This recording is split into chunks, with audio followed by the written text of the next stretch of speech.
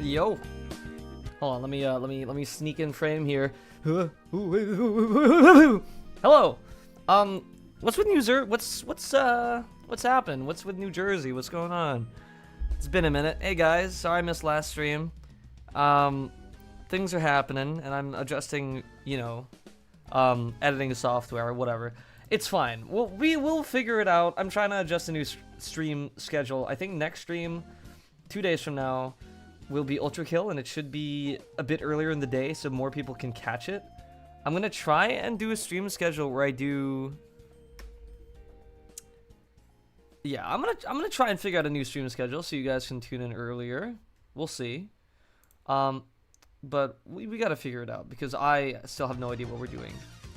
But anyway, hello. I'm gonna wait for everyone to come in and then we're gonna do some Rainworld lore reacting. I don't have too much planned for today. I'm a little bit sick, so I won't be streaming for too long, but I will be playing some Rainworld still.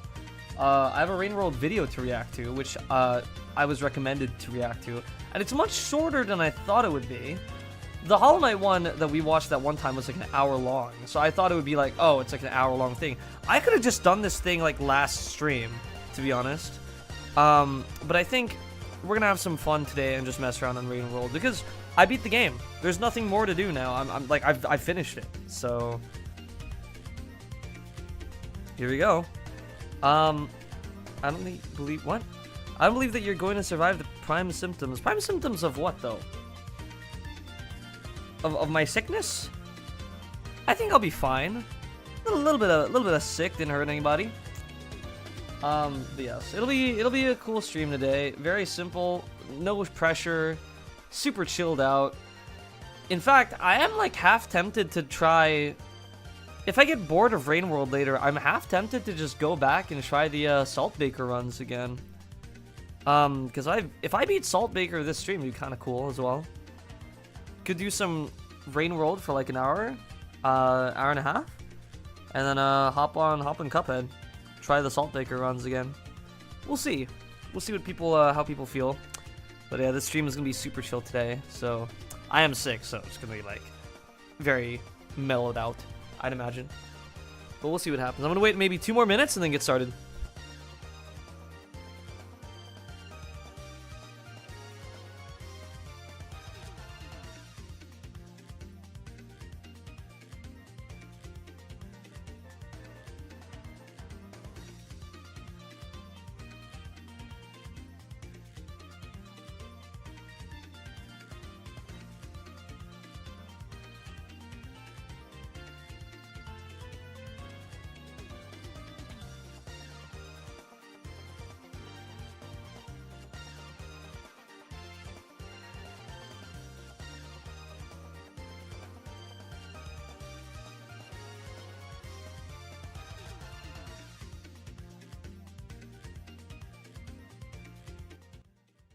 I lied. We're starting now. Because it's been I'm a bit late. Give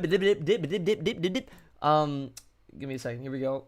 We're reacting to this video, which I was recommended. A short summary of the Rainworld lore. I was recommended this by who recommended this? I forgot who recommended this. Oh right, it was I don't know the stream name of this person in my chat. I forgot. But Vipress in the Discord, who has also done like wonders, just kind of like chilling and taking part in the Rainworld streams. We're gonna react to this video, and I'm gonna give my thoughts on it, and hopefully, you know, it'll be perfectly aligned to everything that I predicted because I'm smart. Whoa. Okay, that sounds like me coughing. Rainworld, a game built upon the idea of a world that was not made for the player. I've clocked in at 60 or so hours in this game. Yeah, not made for the player is right. I've also spent a lot of time reading the wiki up and down, so I basically have a doctorate in this game's lore. Sure. From all this time So do that I. I've spent in this game's world, I've developed a small list of gripes and feedback that I have with this game. Yeah. And if I had the choice to ask the devs 2 things from that list, wow, we the share. What were you on when you wrote the lore? Dude, we share the same opinions already. This game is not made for players. There's a lot of things wrong with this game. I could write maybe 1,000 pages about what's wrong with this game. And the lore is crazy, so let's see. And where can I get some? So if you couldn't tell Okay, from that's the funny. presumably blunt title, this video is going to be a short, relatively Dude, I easy can to hear him, digest like, summary on the broken adjusting his ramblings mic of talking. a madman they call a story director at Video Cult. Alright, let's get into it. All right. Let's see. What's the haps? What's the word? It is a very short, The Ancients. Okay. I'm assuming this is before our time. It is a very Without short a doubt, video. the most obvious part of Rainworld's it's lore only at like a few first minutes glance involves the environments that you're crawling through. Yes, it's abandoned. They aren't quite hills or mountains. They're Buildings. industrial. Metal Yes, pipes and yes. old rebar are used as movement tools, and Yes. the areas have names like industrial complex Yes. or drainage system. Yes, very I don't think industrial. the fucking lizards built that shit. No, probably not. They were built by a race of beings known as the Ancients.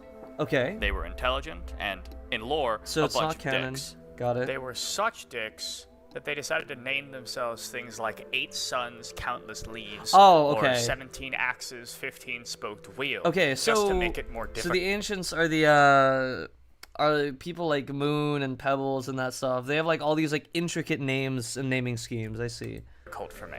Okay. However, I did not something pick up on that weighed at on all. them, besides their horrible naming structure.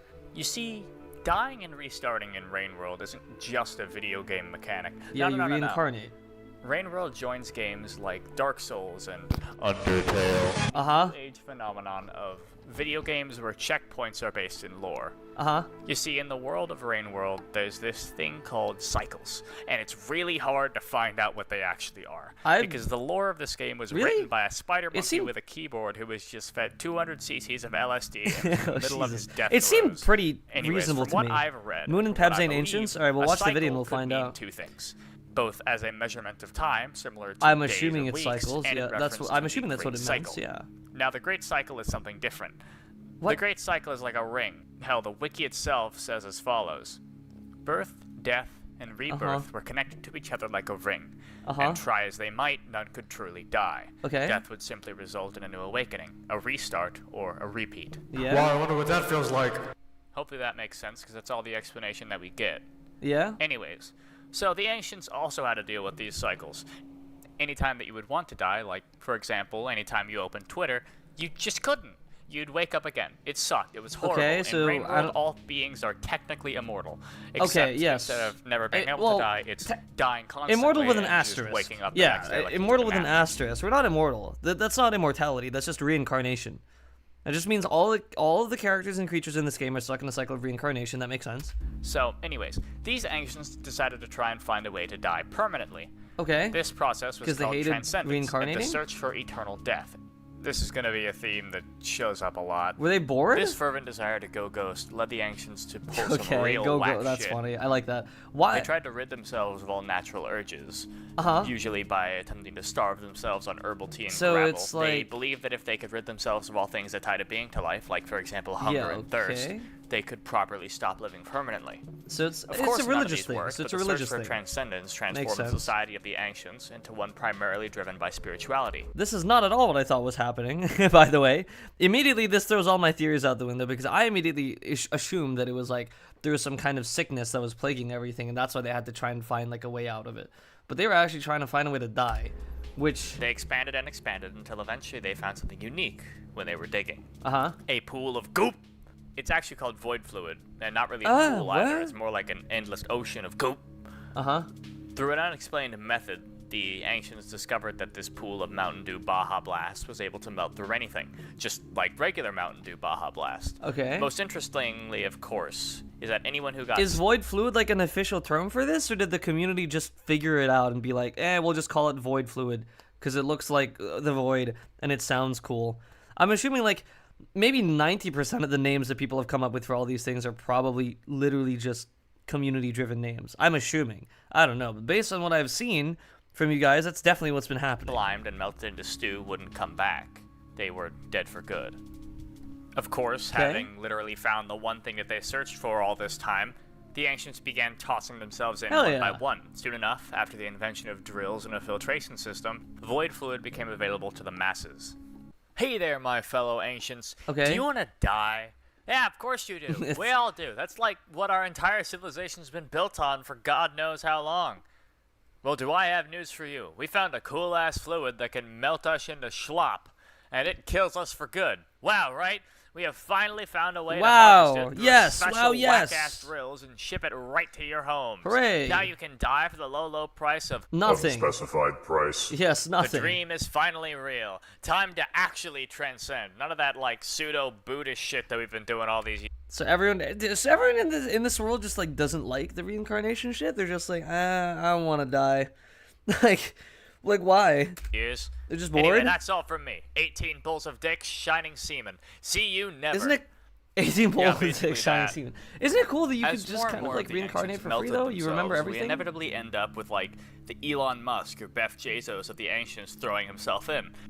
He died, yeah, but he also didn't really die. He stayed behind, fractured between life and death because his earthly desires were too strong. Soon enough, more and more rich people threw themselves in and suffered the same fate. Okay. Exactly, 6 of them, as a matter of fact. Oh, what? These would be the echoes that you meet across the game world. Whoa. I only met 1 or 2. I met 1. I met this one on the top left, I think. I believe I've only run into this one ever. This one here. Which is insane that I've not run into like any of the other 5. But I ran into this guy, which is a bit crazy. Hi, Cyfred. Welcome in. Sorry, yeah, I streamed late too, so like I expect a lot of people to be missing today, unfortunately. The other rich people saw this and were like, nah, not me, not a fan, not gonna turn into a space octopus. And soon enough, void baths were deemed too dangerous and were severely limited. Okay. It got to the point where those old transcendence rituals were happening again, eating gravel and all that. But the goal was different. Now it was not to rid yourself of all earthly desires. It was to attain a jellyfish-like effortless state. The idea was that when a jellyfish is caught in a fishing net, he simply passes right through. Which isn't true, but it's what they believed. What? So, what do you do when you want to transcend, but you're scared of eternal purgatory between life and death? We all have this problem. Yeah, sure, man. This relatable great problem. Well, of course, you build a big-ass robot. Okay. The fuck? So, okay, let me make this clear. So some people, sorry, I'm a bit sick, so this will be slow. But some people, there's some of the ancients were able to leave early. They went through the void group that we did in the tunnels, and they mass distributed this and found that it was too dangerous because it was turning some people into like weird sort of octopus creatures. And so they were like, maybe this isn't the right method, so we're going to try and find a different method. But since we can't find a different method, we're going to use computers. The iterators. Is that an official term? I'm assuming that's an official term, because that sounds official. Yeah, just build a giant fuck-off robot. They did that, and they built a lot of them. Wow. They were called the iterators, or the iterators, or whatever. It's designed to make iterators, hundreds man. of thousands of calculations at blinding speeds to find an alternative to the void fluid, or find a way to truly ensure that you don't become something Lovecraft thinks about before he goes to bed. There are 4 notable ones that we're going to talk about. 4? I meant 2. Sliver of straw, no significant harassment, 5 pebbles, and looks to the moon. Wait, is this one actually real? No significant harassment? That can't be real. That cannot be a real fucking name. Are we kidding me? Now, see, the iterators were fucking huge, to the point where a single one was considered a superstructure, big enough to store a city on top of. They were so massive that they poked over the cloud layer. Wait, so... Significant are 4, wait. 5 pebbles. Did I read that right? Oh! Oh my god, sorry, I'm very slow. Moon is one of them. So, I thought Pebbles was the only... Okay, yes. Yes. Okay, so yes. So Moon's machine was much smaller than Pebbles. I think Pebbles was the biggest one. Now, see, the iterators were fucking huge, to the point where a single one was considered a superstructure. Wait, I have a question. Sorry, I didn't get to read this earlier. Where in the common world do you stream? Because every time I try going to your stream, my internet is having a stroke. No, I live in Australia. So if you're wondering, that is why. The internet here is not quite amazing, but, you know, we work with it anyway. Big enough to store a city on top of. They were so massive that they poked over the cloud layer. You can see them in-game in the background. Yes, okay. The guts of this massive robot required literally oceans of water as coolant. So they that's could eat the your rain. mother out and still be thirsty. Okay. Of course, with all that water coming in, means a lot of steam pumping out. Uh-huh. The iterators blew fat clouds to such an extent that a permanent overcast settled around their ventilation ducts. Interesting. And eventually, over the entire area. That steam would cool down, though, as most things do. Yep. And came back to the surface as rain. Heavy rain. Lots of rain.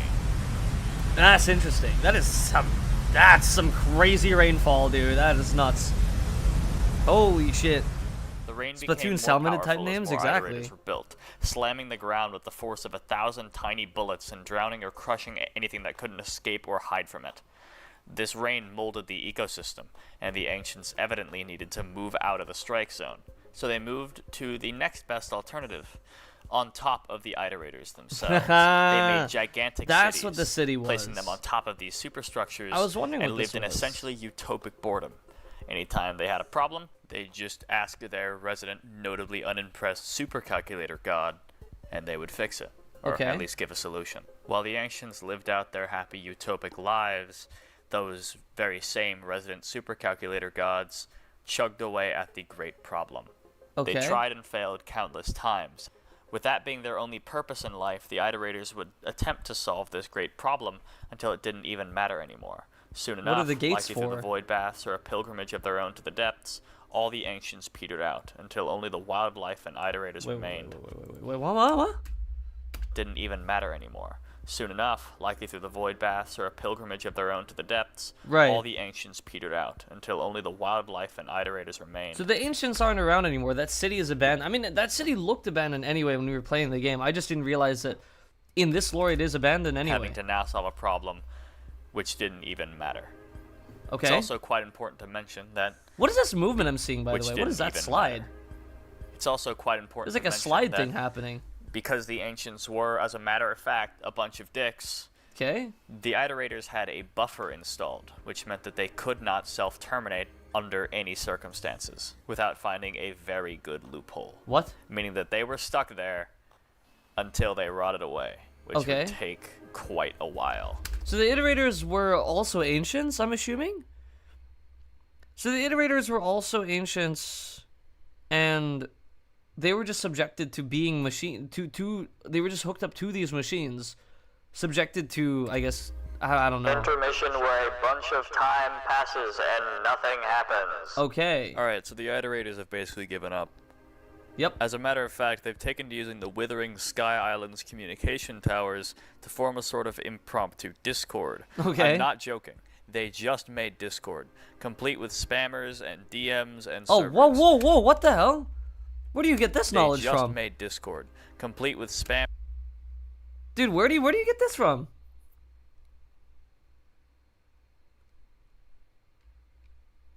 What is this? Is this real? Is this actually real? What is this? Silverstar was a traitor to the cause. Silverstar broke the self-destruction taboo. How did the city get in and kick them out? What? Who's you? Who's NGI? Who's EP? What? Spammers and DMs and servers. What is this? So while they're all chilling, and then Five Pebbles is probably banning people for posting memes in general or something, Sliver of Straw just fucking dies. She says, "Hey guys, I did it," and then falls over. What? Just dead. Now, to all the very notably suicidal iterators at that point who were unable to die because the ancients Okay. were dicks, this was big news. Sliver of Straw had found a way to ascend, which was deemed impossible to do beforehand, at Okay. least for the iterators. This led the Discord server to enter into two different The major Discord factions, server is killing me, man. Sliverists and anti-Sliverists. Oh, shit. And that's all we hear about this. The only major plot point that comes from this is that our resident Discord moderator, Five Pebbles, went undercover and joined a lot of Sliverist groups. After Oh, that's spending FP. Five Pebbles, FP. Went undercover and joined a lot of Sliverist groups. Weird. What is After this? spending time in those groups under his new alias. This knowledge is from colored pearls scattered throughout the world. How would you read it? Erratic Pulse, Five Pebbles had officially become red-pilled. Oh no. This led him to do the most based thing possible and almost kill his neighbor to get some extra water. Oh, that's Moon, right? Oh shit. Alright. Let's take a step back and explain this a little bit better. Jesus Five Christ. Pebbles and his neighbor, Looks to the Moon, were both early iterators. Yes. Built next to one another, they shared groundwater. All good and cool. No water issues there for the most part. However, So when Pebbles Five was a Pebbles dickhead. got red-pilled, he began to run hundreds of thousands of parallel processes at the same time, trying to create a genetic organism that would consume him, allowing him to effectively self-terminate. Okay. However, running so many parallel processes at one point led him to just need fuck tons of water. Yeah. And he took this from the groundwater that he shared with Moon. This led to Moon having no water, leading to her basically just overheating for an untold amount of cycles. Okay, Moon interesting. was dying fast and needed Pebbles to stop what he was doing and return her water. However, But Five Moon- Pebbles, a true Discord admin, ghosted her ass and everybody else who wanted to talk about the problem. This Wait. admin... BSM. What? How is that Moon?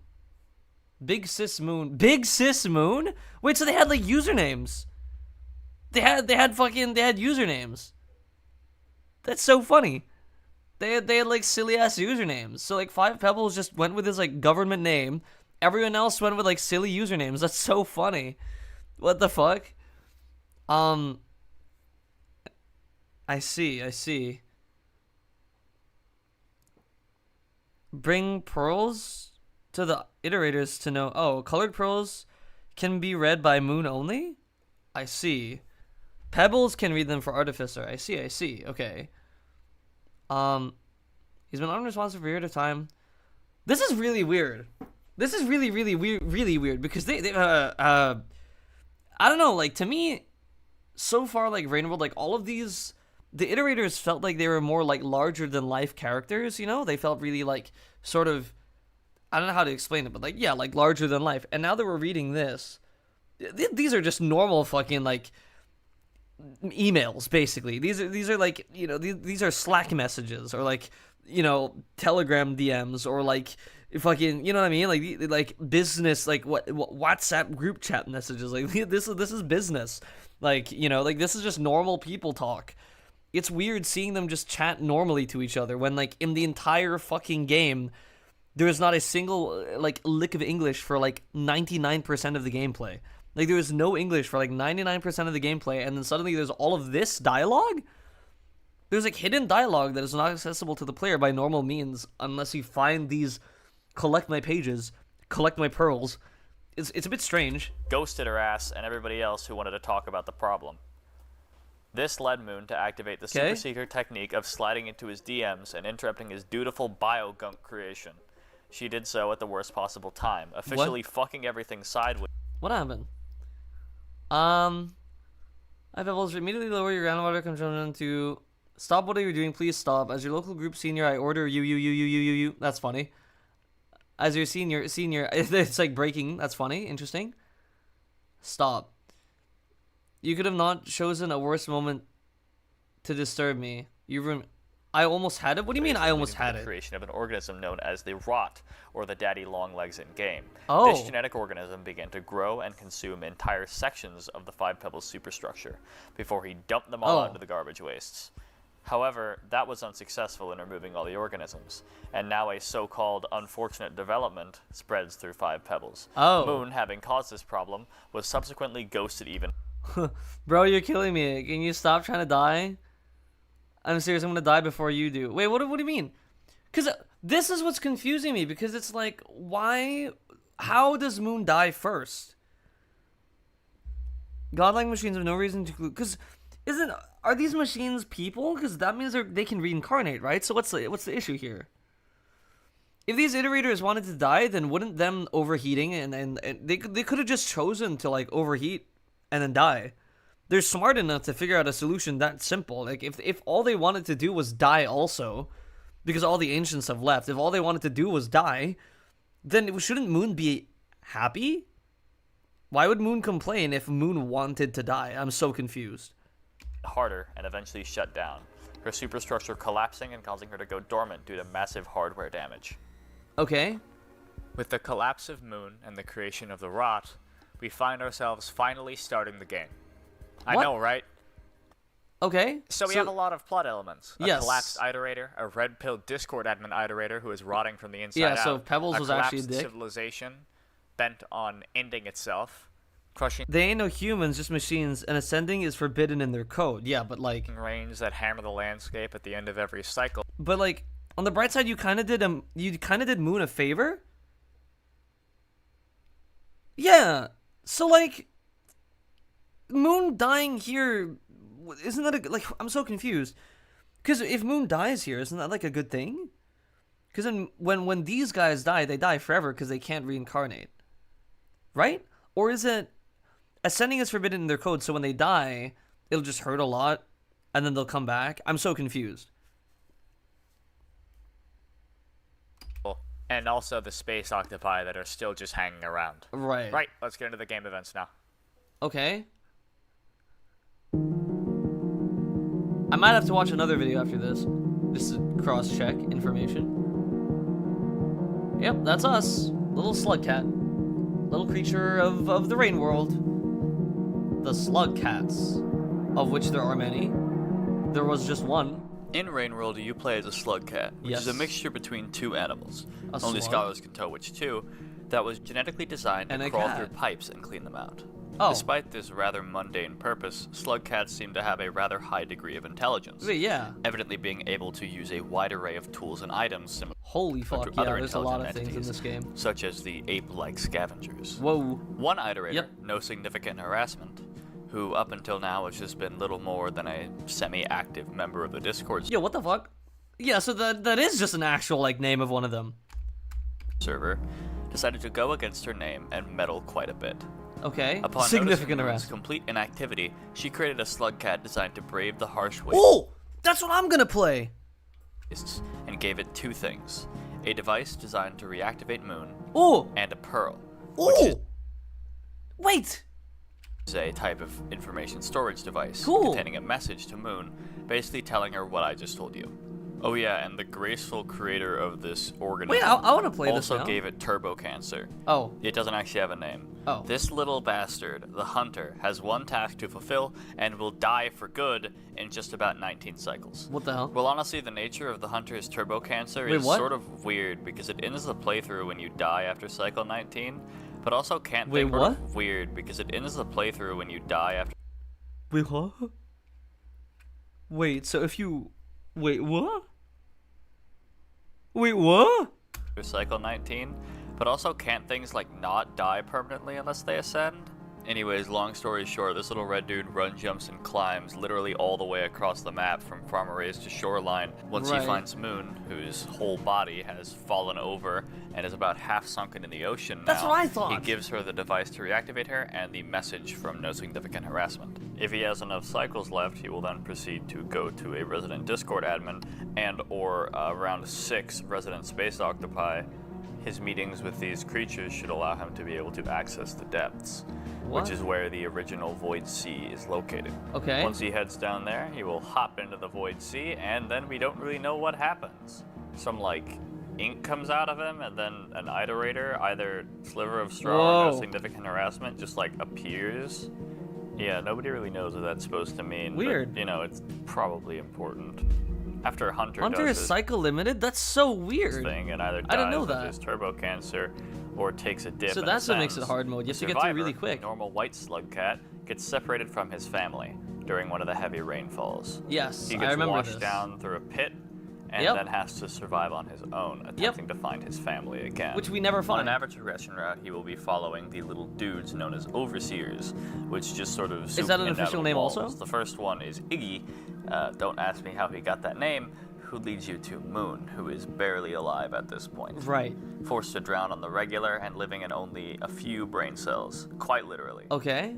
Survivor would then climb up the leg of the Five Pebbles superstructure I accidentally and then visit Five hate. Pebbles himself, who would grant him the mark of communication, allowing him to understand ancient language. Interesting. Five Pebbles, now being able to speak to the survivor, would proceed to project hard, assuming that the actual wild animal sitting on the floor of his chamber would be really interesting in ascending to a higher plane of existence. Right. Luckily for him, he was right, and the survivor finds the idea of taking a long dip in turbo acid a totally tubular idea. Yeah, okay. 5 Pebbles gives him the ability to access the depths. This is so... And over the course of the survivor's adventure, he has This is plenty so of not what time I thought before the story taking a was dip in either, by the eternal way. Jacuzzi. He can pass the time by collecting colored lore pearls and pestering Moon to read them, Oh. talking to space octopi and befriending local wildlife.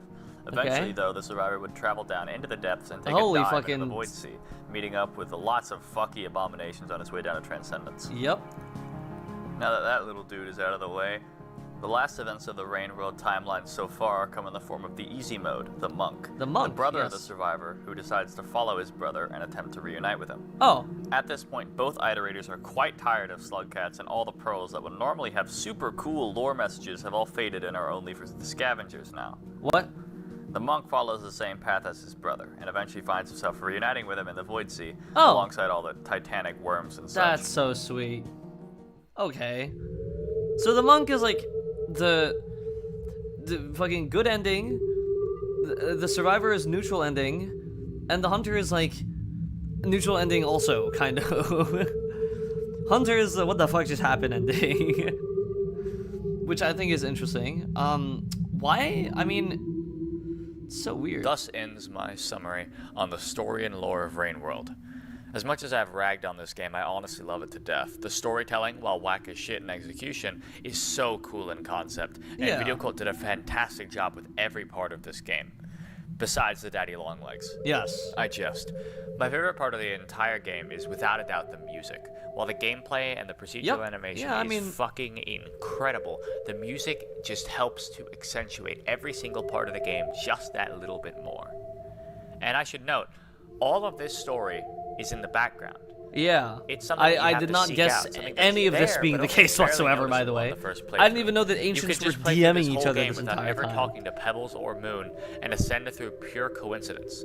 You could play this game No, you as can't. talking to Pebbles or Moon and ascend playthrough. You could just play through this whole game without ever talking to Pebbles or Moon and ascend through pure coincidence. Can you? Is that a thing? That's not a thing. You need to have like a certain level of karma to get through, right? So like, how do you do that without Pebbles? Pebbles gives you literally like the cool pass, and you become cool enough to enter like the club of all like the cult ancient dudes, and like that's how you get through. So how do you get through without that? You need to talk to Pebbles. You could play this game as a wild animal, just doing stuff out of curiosity and survival instinct. Or you could play it as a lore master trying to find every buried secret. That choice makes your playthrough feel unique.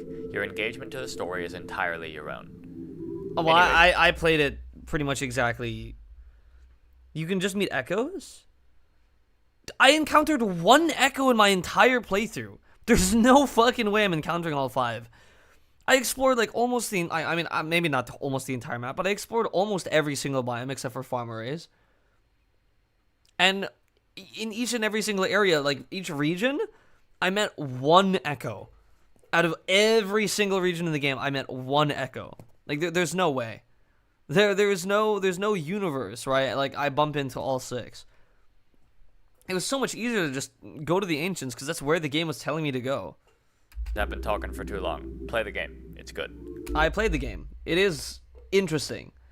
It's good in certain ways, but it is also just best AI in history. I wouldn't say that. I wouldn't say that. But for the time that it came out, maybe. Let's see. 5 unsolved Rainworld mysteries. Do we care for these? Or are we just gonna lock in and play the game? What do we think? What are we thinking? Do we care about watching any of these? Or do we watch this one too? Short-ish summary of the lore of Rainworld Downpour. Because I'm probably not gonna play it. Should we take a peek at this or what? Down for more movie time? Alright, let's watch this because I have no idea what the hell is what the hell.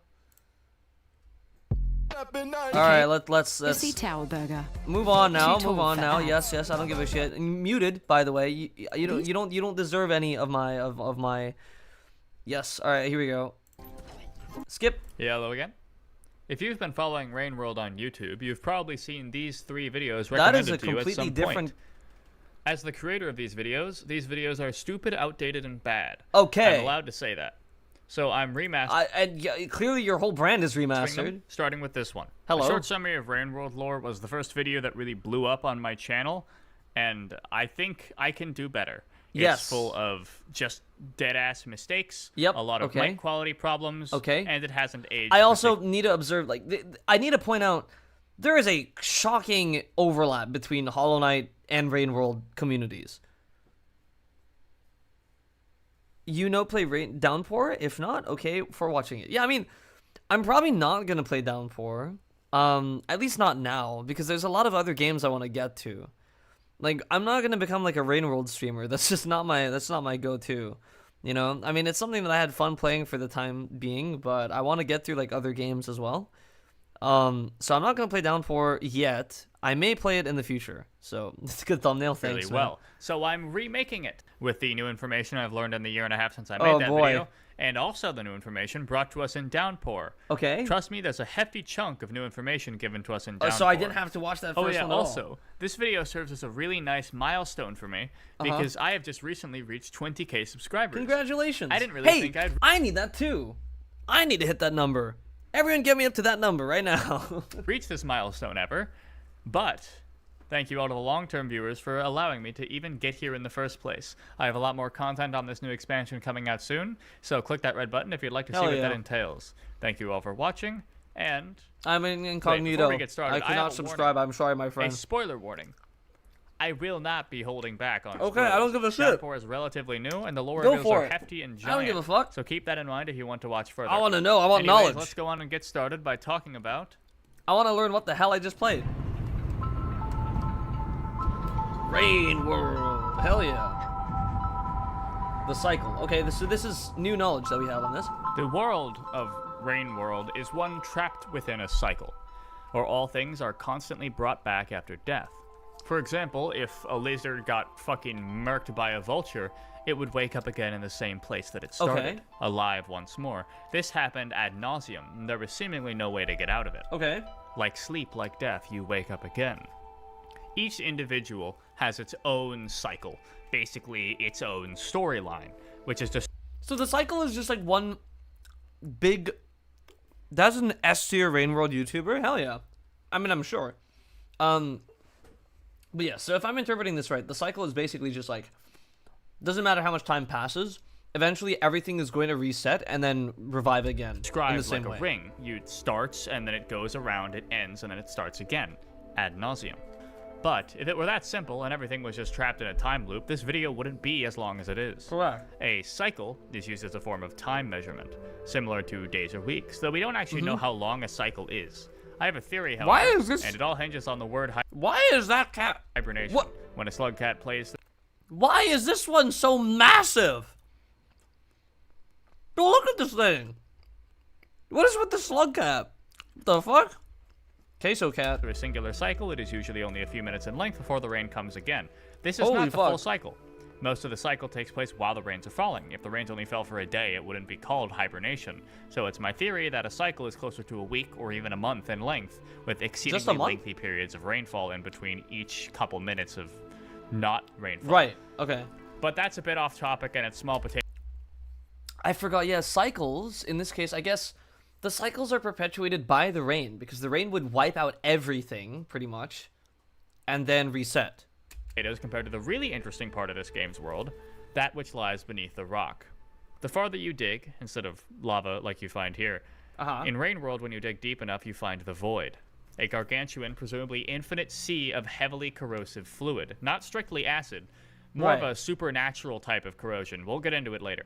This sea was apparently the end-all, be-all of existence, theorized to be very eating the world like, from the bottom up. It looks like radiation in a sense, because the whole screen is getting fucked up when you get in this area. The world itself built upwards to escape its fate. So I this feel is like unconfirmed. It could just be mythology or an origin story created later on with no basis in fact. But it's also not really all that important either way, as it's on such a huge time scale. Can we call you even from Derp? Of course you can. To the end of the playable timeline, barely any notable difference in the landscape is seen beyond what could just be expected by shit moving and turning into dust. Mm-hmm.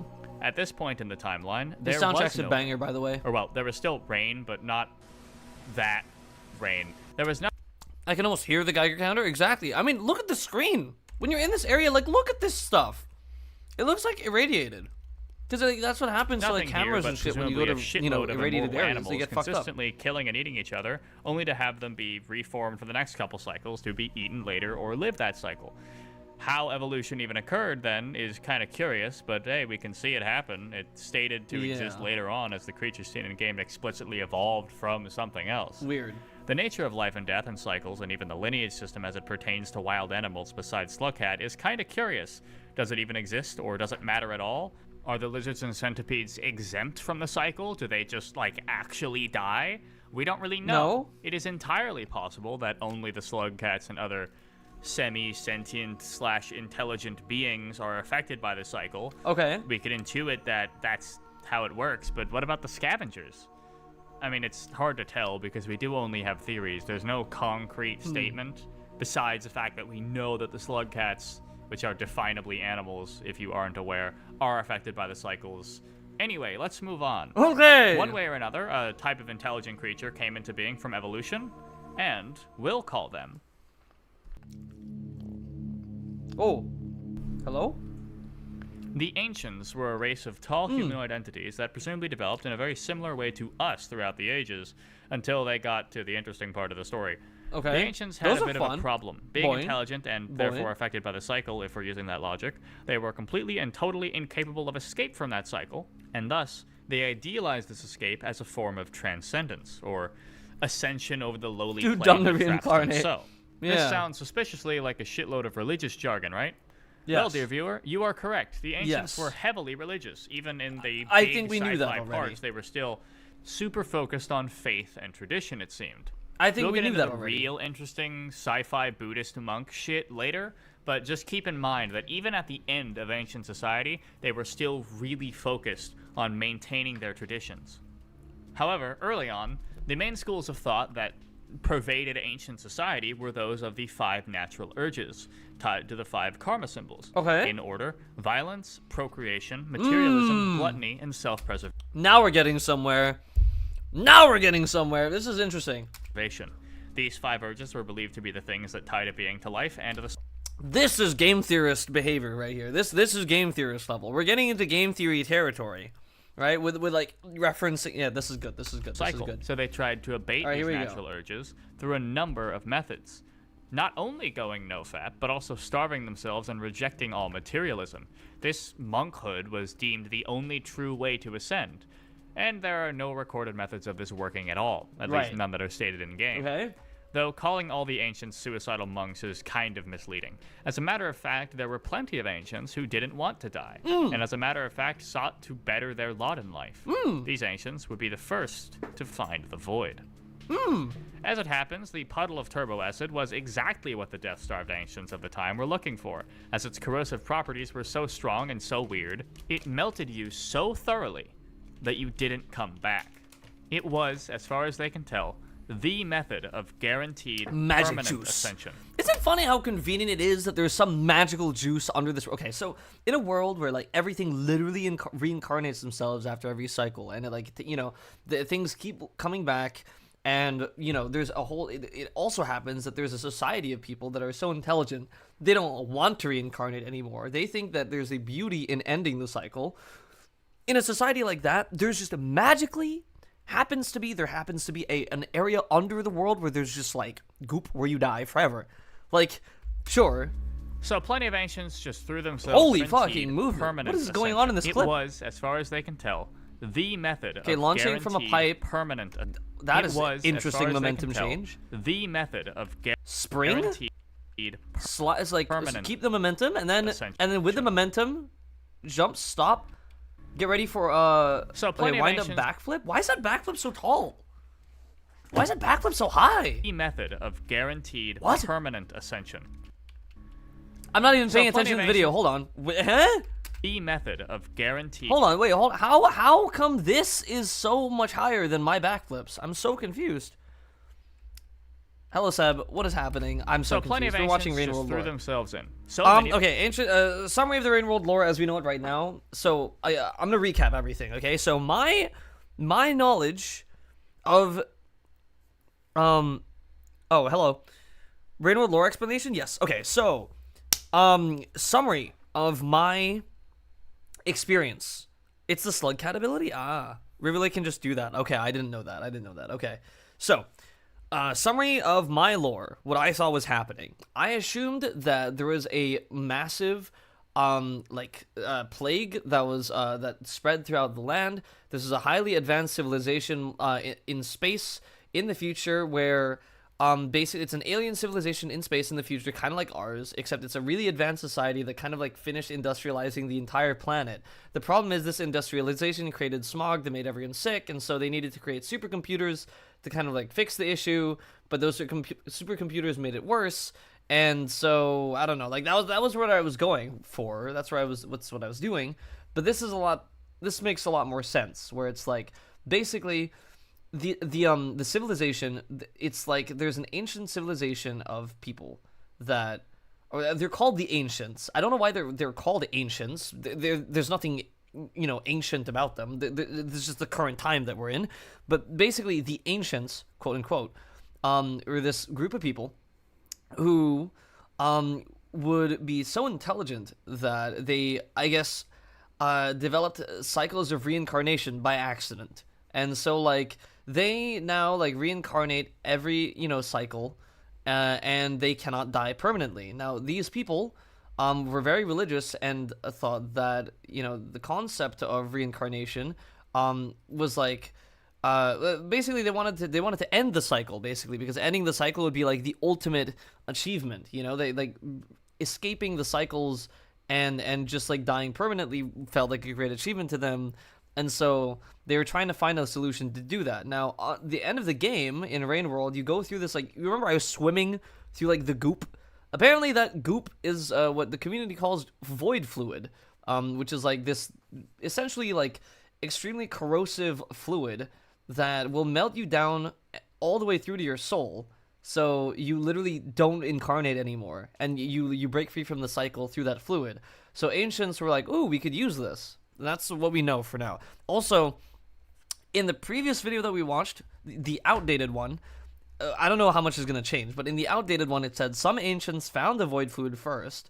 Then they discovered that certain ancients were not, like, fully leaving, and then were instead, they would kind of persist in the world through, like, weird octopus creatures. And those octopus creatures are the same ones that we saw in essentially Ascension's Nirvana. Yes, it's very Buddhist inspired.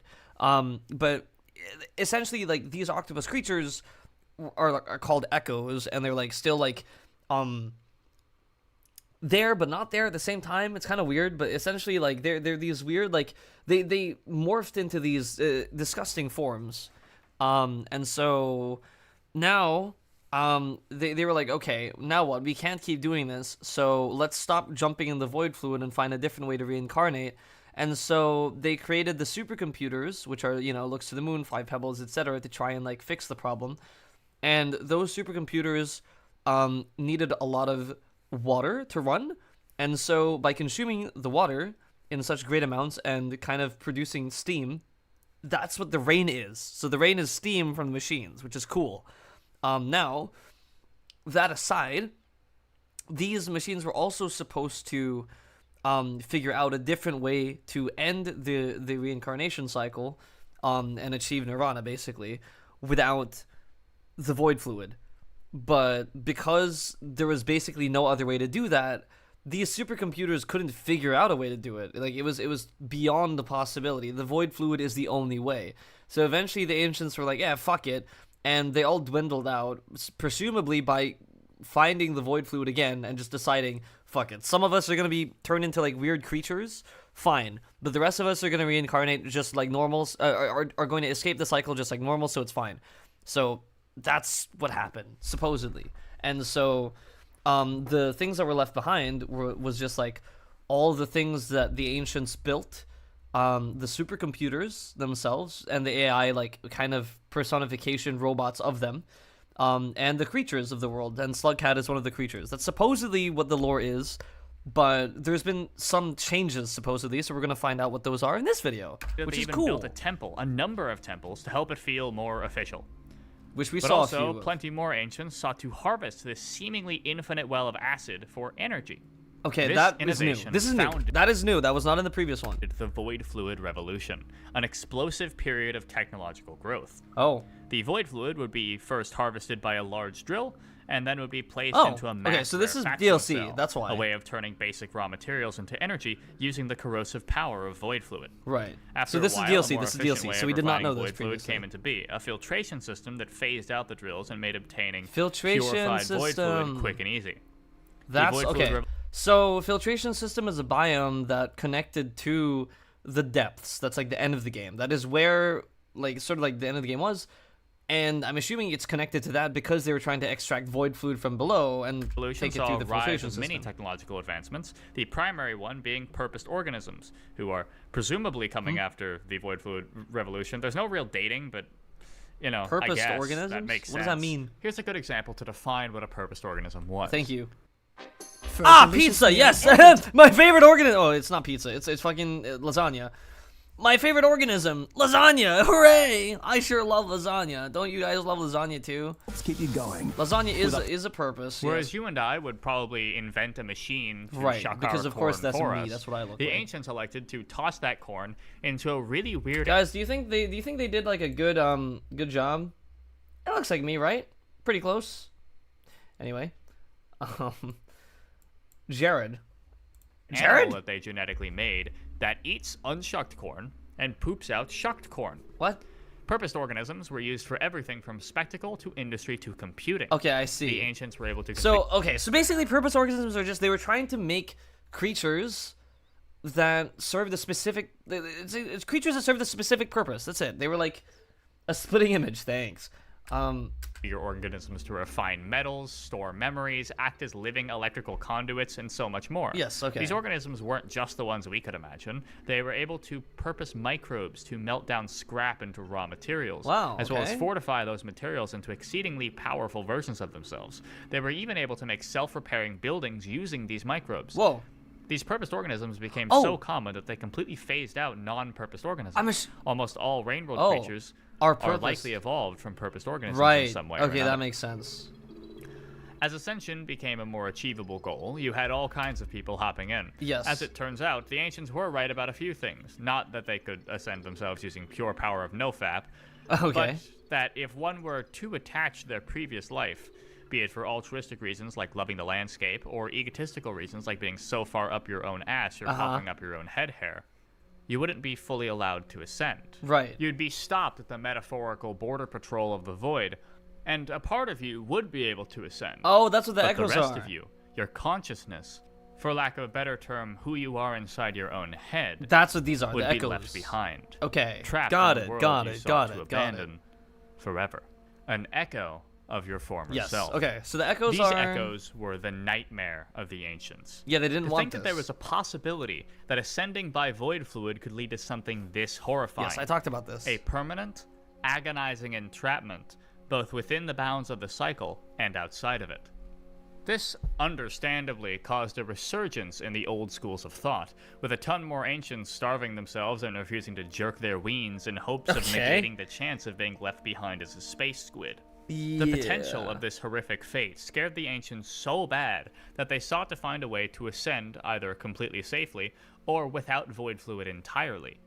They named this predicament the Great Problem, or the Big Yes. Task, or a million other things. It's pretty hard to nail The down a gargantuan single way of job, saying the it. I bloated think all duty. of them technically work. I think the Anyways, bloated duty is my ancients had a favorite. plan to help figure out the solution to their Great Problem, which is what I'm going to be calling it because it sounds the best. Yes. So, by the way, it wasn't mentioned in this video yet, but I'm pretty sure the slug cat, from the previous video, it was said that the slug cat is a purpose organism as well, and the slug cat's purpose was to clean pipes. That's why there's so many pipes, and that's why the slug cat can fit through pipes so well. Is because the slug cat's original purpose, or what it was, I guess, evolved from, was an organism that could clean pipes very well.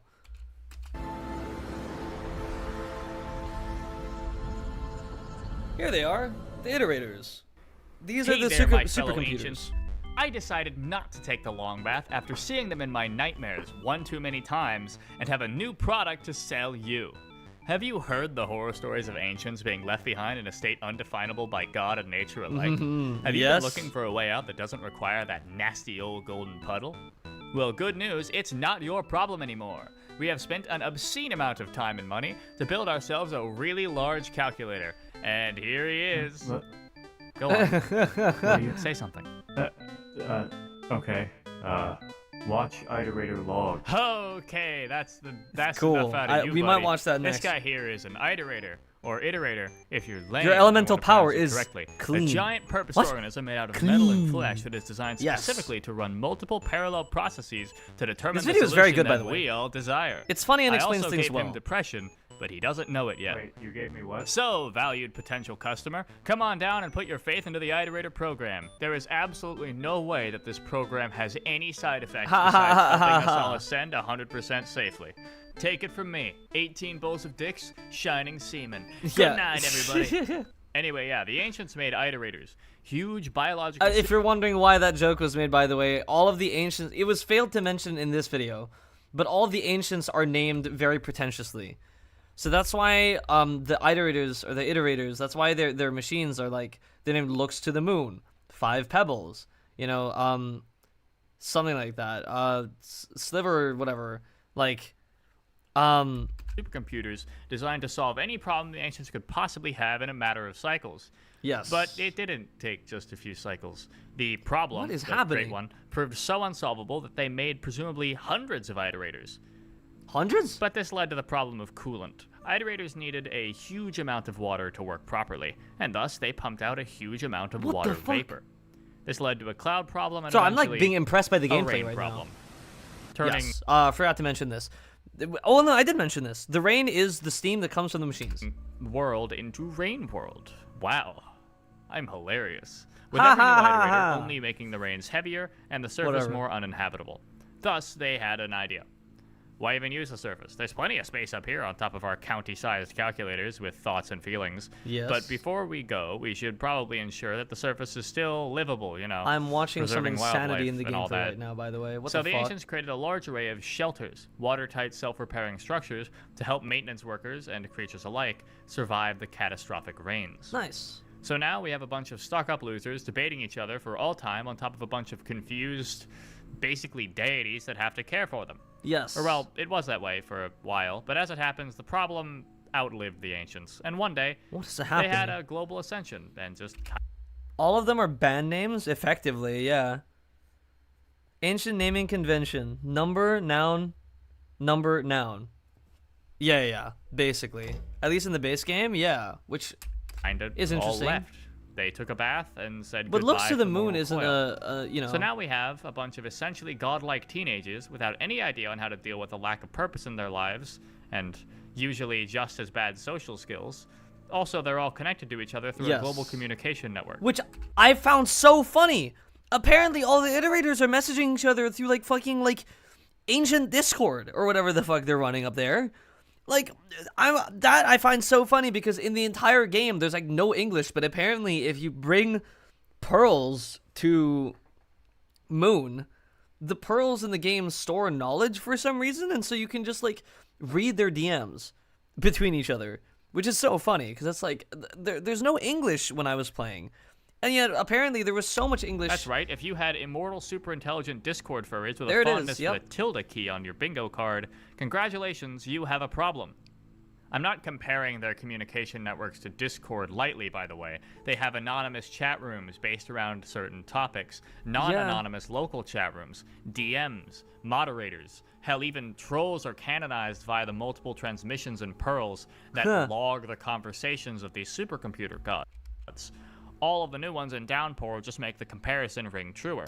And what's really funny about this too is it's just like, Moon, yo, you want to hear the tea? No, literally, that's what it is. It's just, and they have usernames as well. By the way, I found out like, apparently, what's it called? Looks to the Moon has a username, Big Sis Moon, and then like there's some of them that have like there's some personality in it as well, where it's like 5 Pebbles literally is just like FP.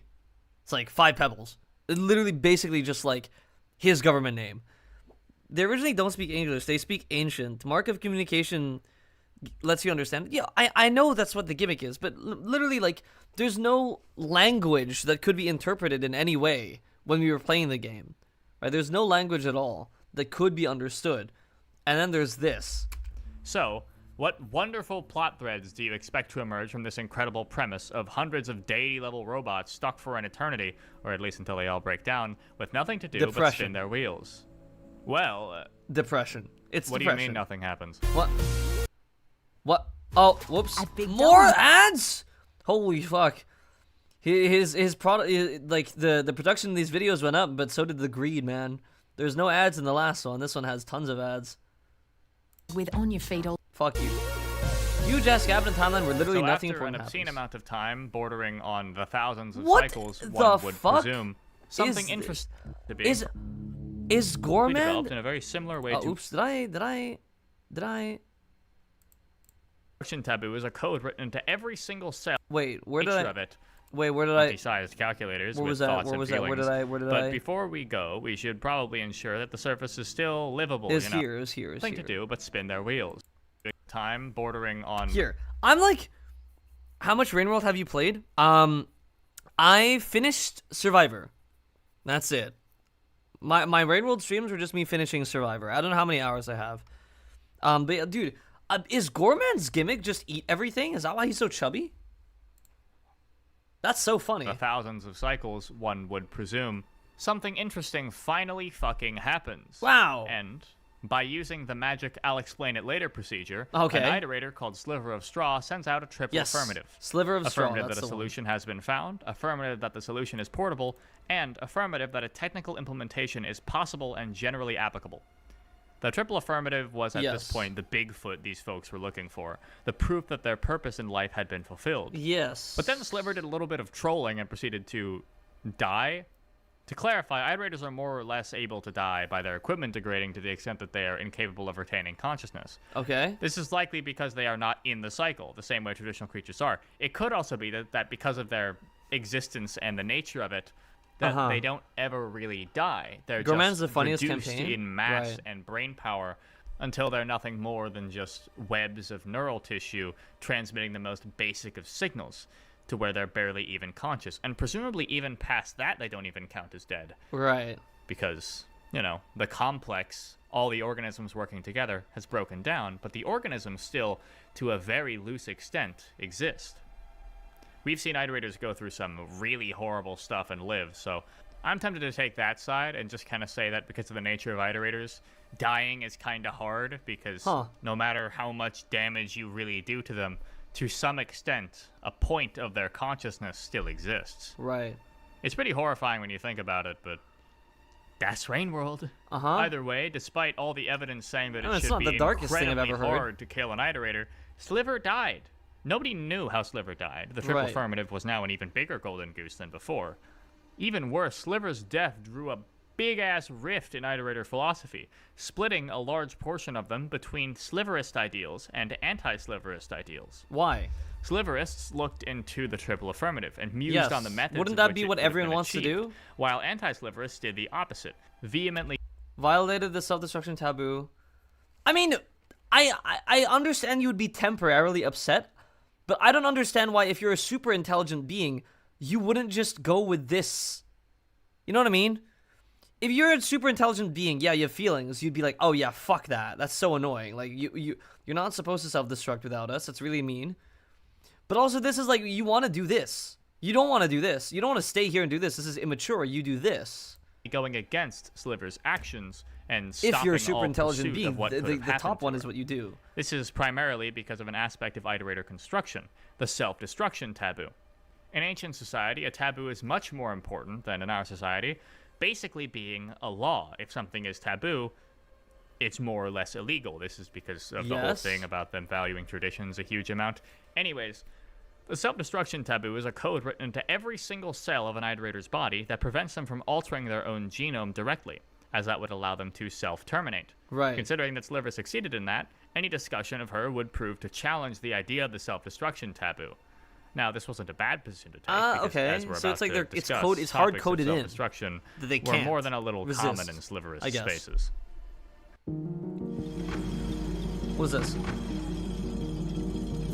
Game events. Ooh, wow, yeah. Took us even longer to get through it this time. That's what good lore tastes like. Joke's on you, though. We still have a little bit more to talk about before the playable events of the game. This is more just when the actual part of the world we see in the game starts to matter in the grand scheme of things. Is this like an iterator design? So to set the stage, Rainworld, the game, takes place on the facility grounds of 5 Pebbles and looks to the moon. 2 iterators built unusually close to one another. Close enough that the sky bridge so like the world is like way bigger than what we built see in the between game, two obviously. to connect them.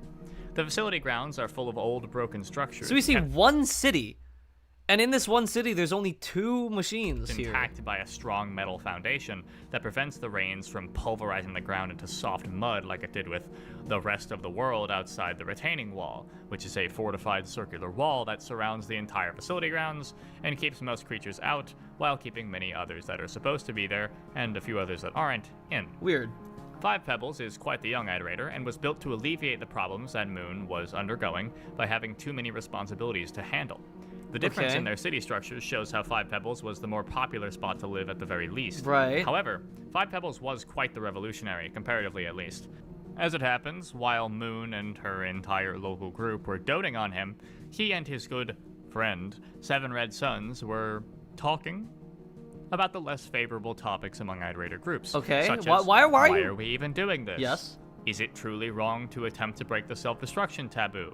And do I look good in this Catboy outfit? Whoa. I was worried for a second. Thank goodness that was censored, because, dude, holy shit. I almost, like, had to, like, end the stream now and trim that out. It's like, fuck. Goodbye, VOD. Oh my god, wait, okay. I need to check that later. I need to check that later. Oh god. Okay, oops. What the fuck? Accidentally or otherwise, sent their friend down quite the pipeline, and 5 Pebbles ended up joining a few anonymous Sliverist groups under the name Erratic Pulse. Okay. His group tried to intervene, but he was already deep into the process of killing Moon via dehydration. See, the main way found to hypothetically break the self-destruction taboo was to create an organism that would do it for you. Yeah. The problem is that in order to successfully create this organism, you need it a would take lot an of obscene water. amount of time or would require a shitload of water. Yeah. So 5 Pebbles, in his emo phase, was attempting to do this by chugging all the water in the nearby area. Therefore, dehydrating looks to the Moon. Right. However, in her death throes, Moon used her seniority privilege, a way for older iterators to exert authority over younger ones, to yell at 5 Pebbles through his thorough ghosting of her. This Discord ping caused 5 Pebbles to fumble his experiments, which accidentally unleashes the Rot onto his superstructure. For context, the Rot is presumably a title for any type of cancerous organism that consumes an iterator.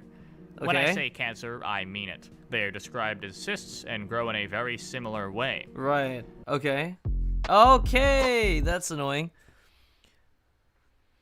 Yeah, what is the cat thing? So strange. Thought the antenna were cat ears? I don't know. I don't know what the fuck. Why? It's so strange.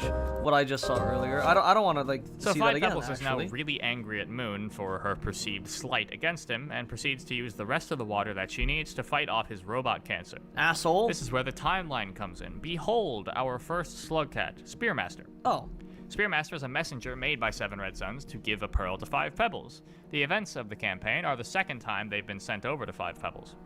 Over the events of the campaign, Spearmaster travels up to him, gets the pearl ripped out of his chest, Then 5 Pebbles essentially cuts 7 Red Suns out of his life by brain blasting his Overseer. What? Overseers are essentially mobile, sentient cameras that are under the Iterator's control, and they have different colors for each one. This one is Moons, this one is Pebbles. Yes. This is No Significant Harassments. We'll get to him later. Interesting. And this is 7 Red Suns. Interesting. Either way, after doing all that, he throws Spearmaster out, and then Spearmaster has to go to Moon.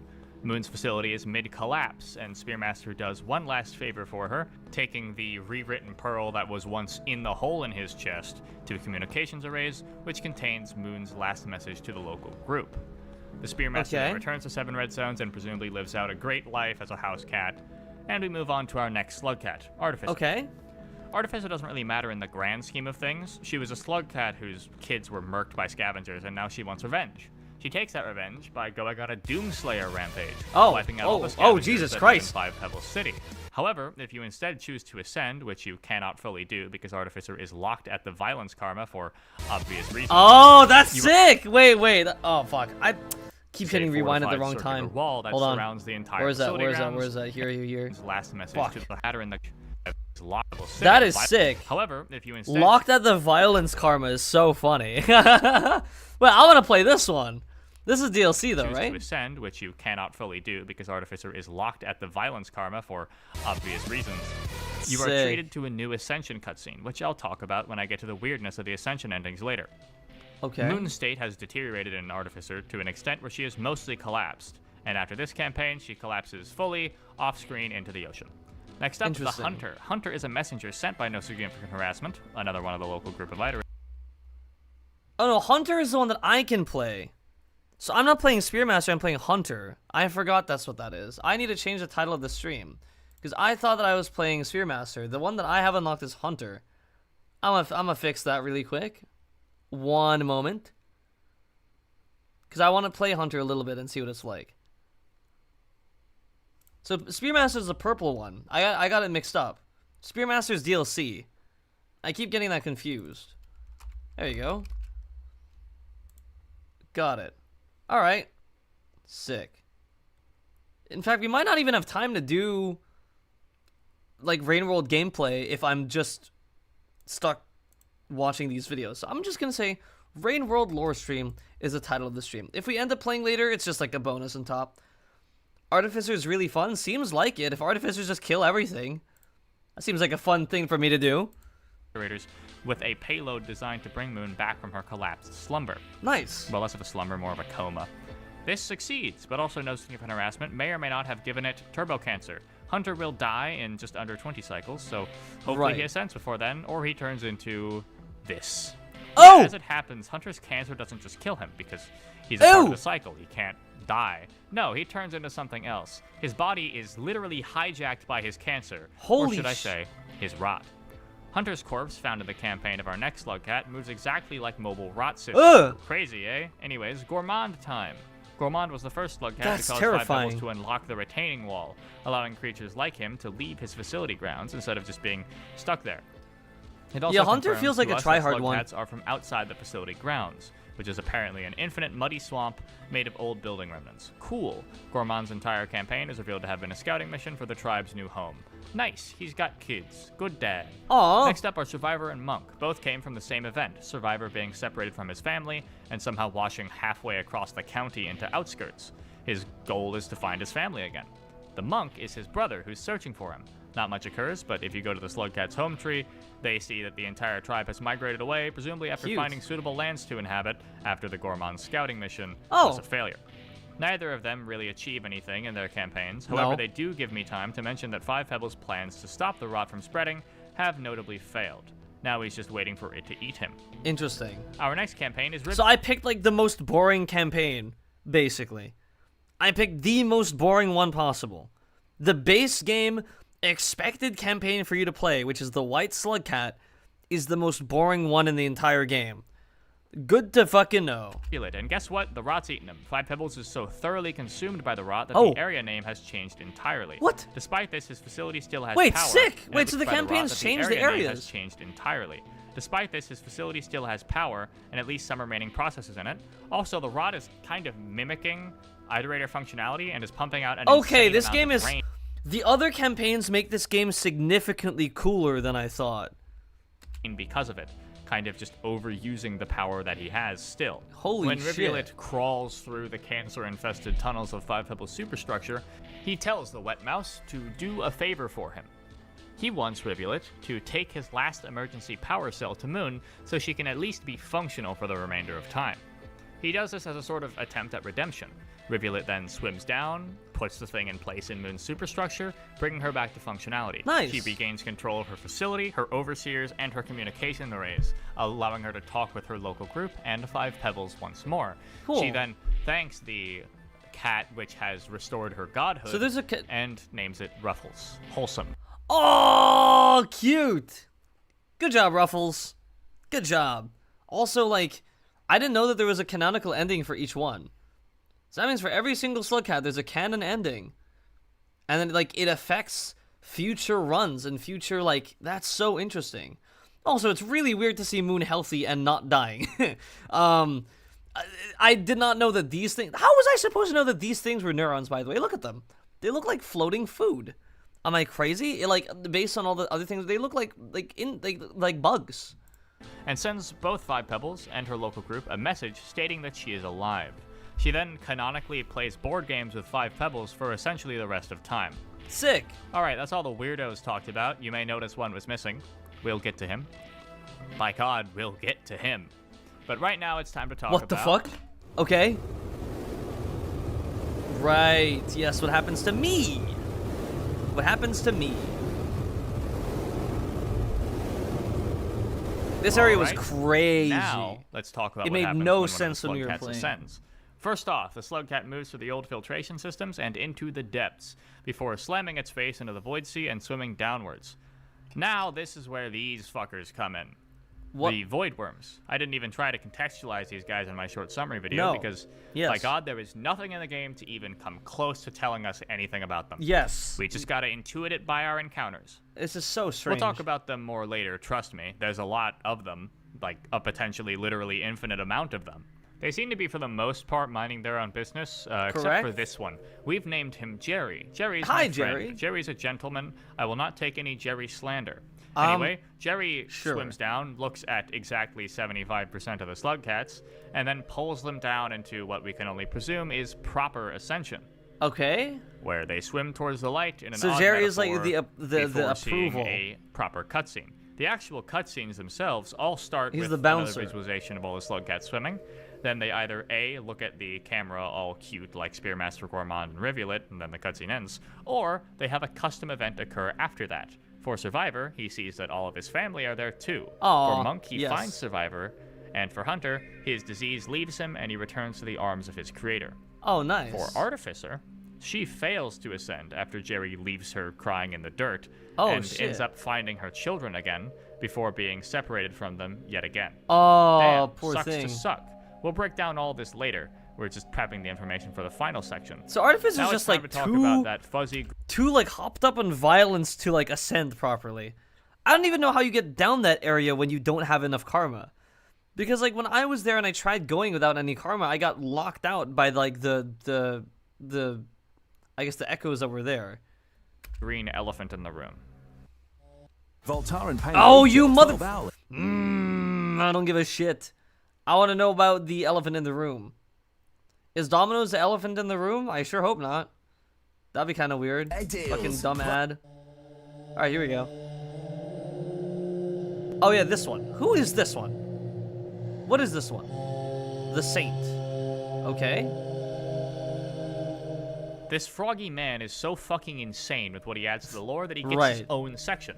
So, the Saints campaign starts late, like end of the timeline late. Yeah. Like the entire world was plunged into an ice age in the meantime, and Five Pebbles' entire structure collapsed down on Shaded Citadel. What the fuck? Saints campaign starts with an odd sight, him in the Void Sea, framed in the same way as most What of the the Ascension fuck? cutscenes, ending with him looking up at Karma 10.